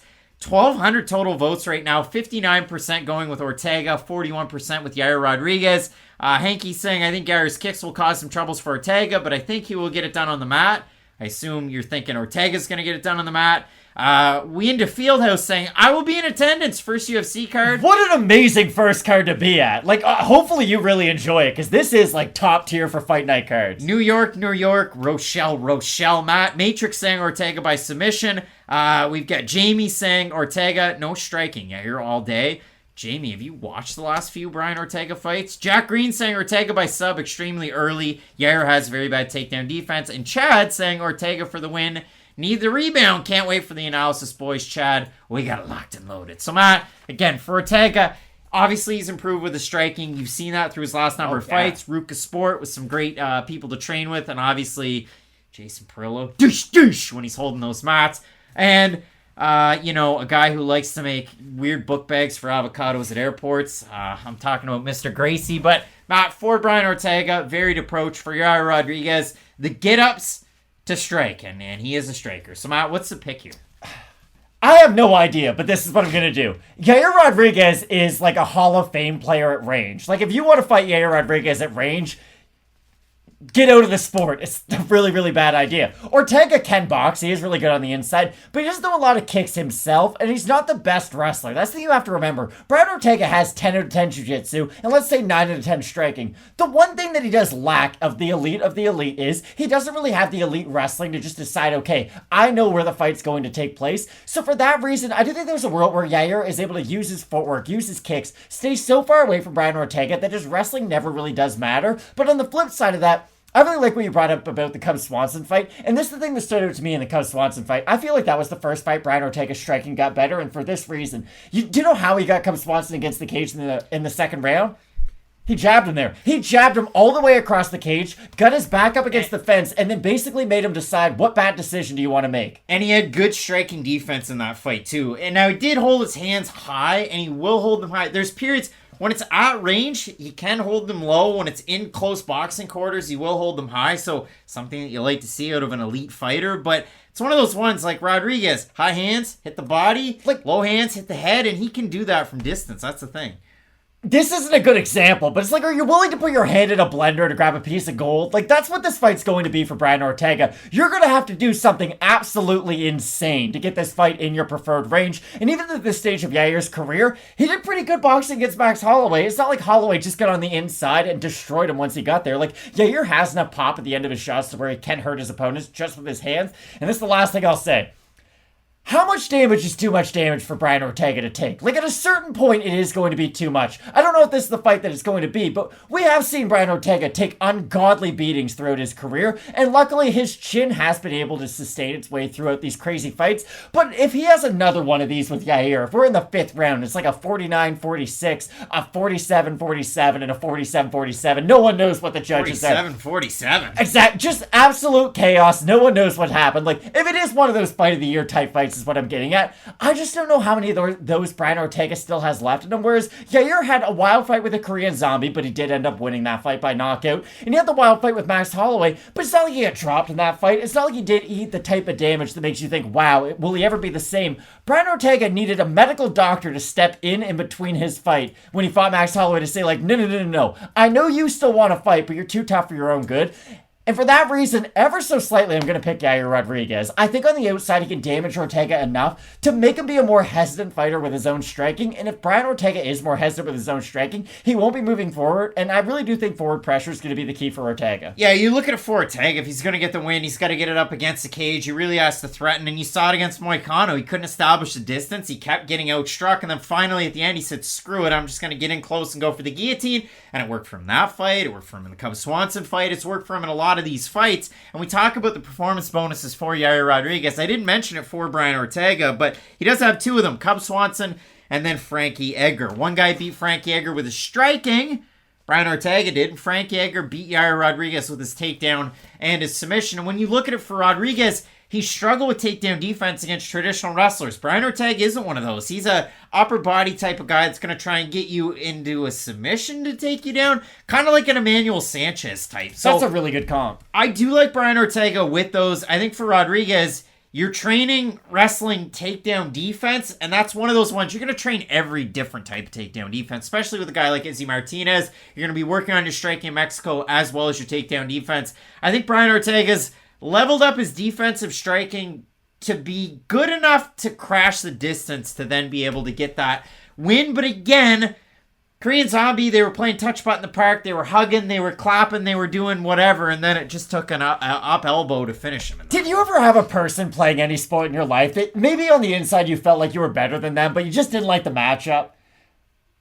Like, I can think of, there was a guy who was point guard for Heartland. Shout out to Heartland in New Brunswick. He wasn't great, but he was so fast that I was just like, oh, I gotta guard this guy in the fast break. And like, you're just gonna have a really bad workout by the end of the fight. I think Brian Ortega, if we just stacked his skills up against Yair Rodriguez, is probably the more skilled fighter because he does have more depth to his game. He doesn't just have the striking or just the grappling. He can use both. The problem is, I do think he is going to struggle with that offensive takedown against Yair. Like I said, Yair naturally stands very far away from his opponents and has very good footwork. I think for those reasons, Ortega is really going to struggle to get the takedown. But I will say this, even if this is just contested on the feet, Brian Ortega is a good enough striker to make this a fight of the night style fight, even if he can't get the takedown. Should be an amazing fight. We're split on the pick. Matt going with The Ultimate Fighter Latin America Season 1 winner in 2014 on The Ultimate Fighter that was competed and contested at the end at UFC 180 for Doom versus Hunt. So Matt going with Yair Rodriguez. I'm going to go with Brian T. City Ortega, a guy who had a no contest in his UFC debut